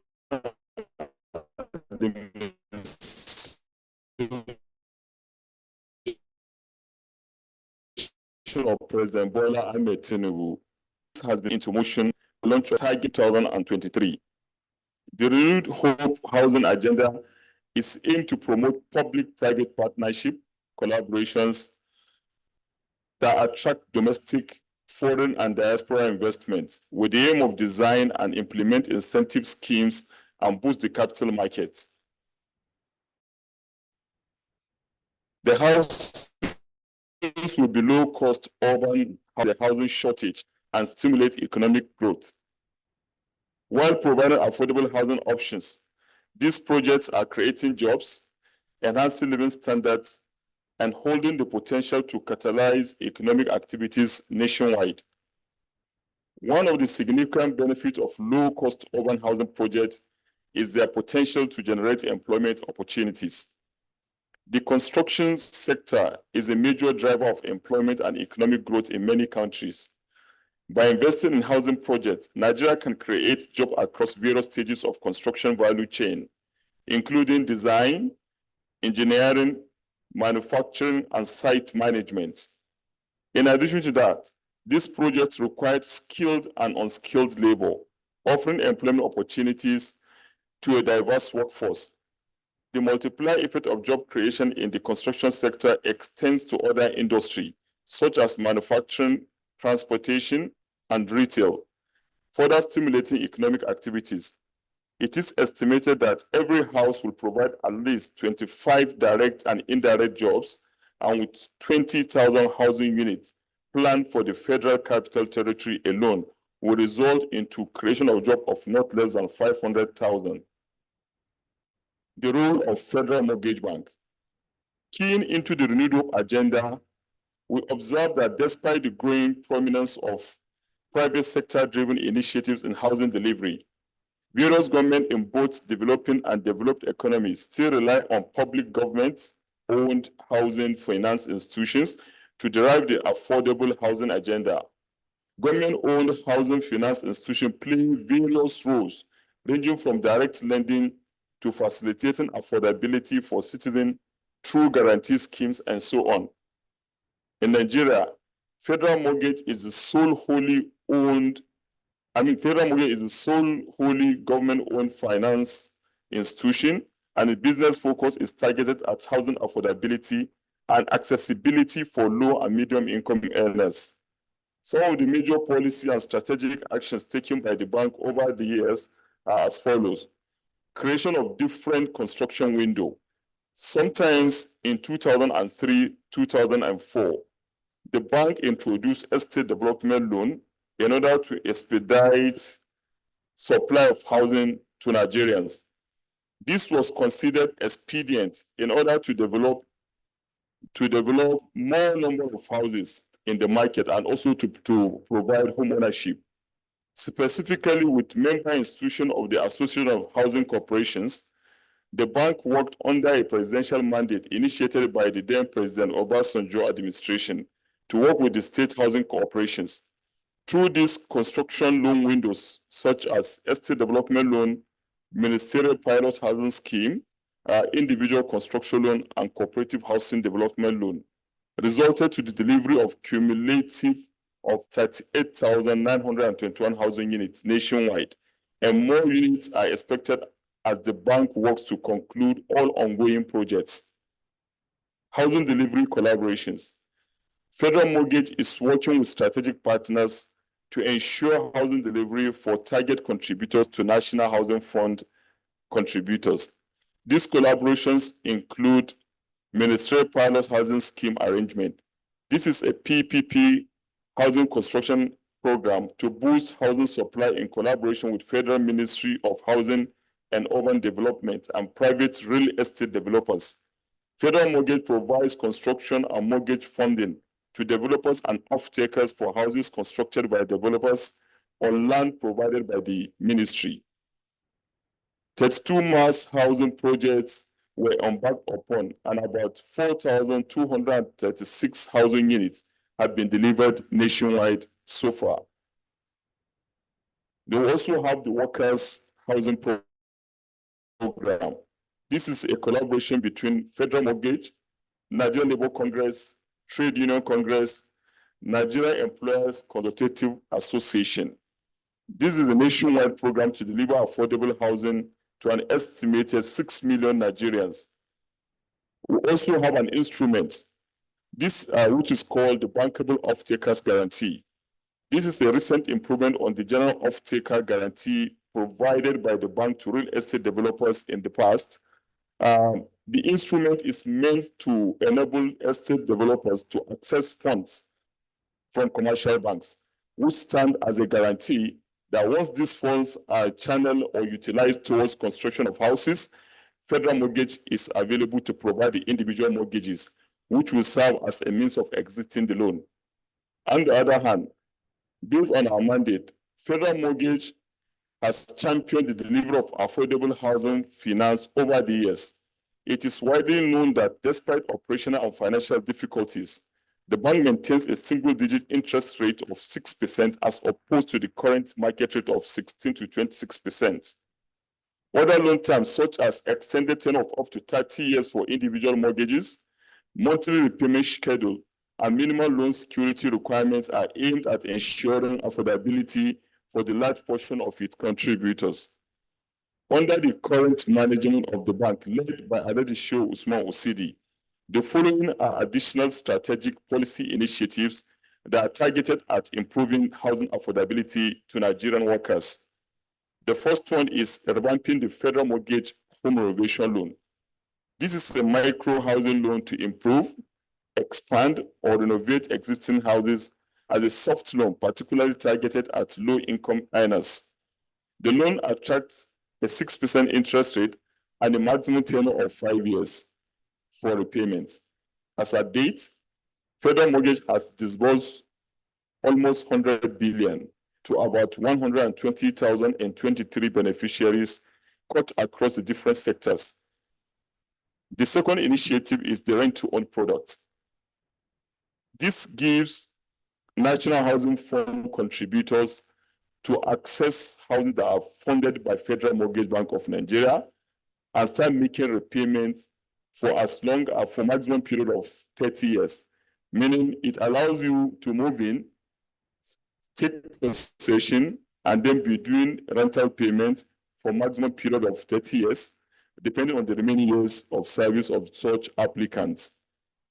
They will also have the NHF mortgage loan equity contribution requirements. There is a decrease of our equity requirement from the earlier one that contributors were paying. Now, the maximum equity requirement for all loans from 5 to 15 million naira attract only 10% down payments, which makes life much easier. So under this arrangement, the bank has been able to create over 38,000 mortgages through the primary mortgage bank's arrangement. It is pertinent to emphasize that the housing challenges should be considered as opportunities for the revamp of economy of Nigeria. Similar economic sectors in other climes have demonstrated that housing delivery through its associated activities, such as construction, financing, provision of professional services, manufacturing of building materials, and so on, is high impact in creating jobs and wealth within the economy. In addition, the role of government entities such as Federal Mortgage and state housing corporations are significant to providing innovative means to achieve affordable housing. Our institution must therefore find better ways of working together and synergizing to create and utilize opportunities based on our unique structures. Distinguished ladies and gentlemen, with bold initiatives such as the creation of new rent-to-own products and reduction of equity contribution required for mortgage loans, it is apparent that Federal Mortgage is positioning itself to effectively tackling the major challenges of the Nigerian housing sector. Thank you for the opportunity to speak, and I wish you fruitful outcomes from this event. Thank you, ladies and gentlemen.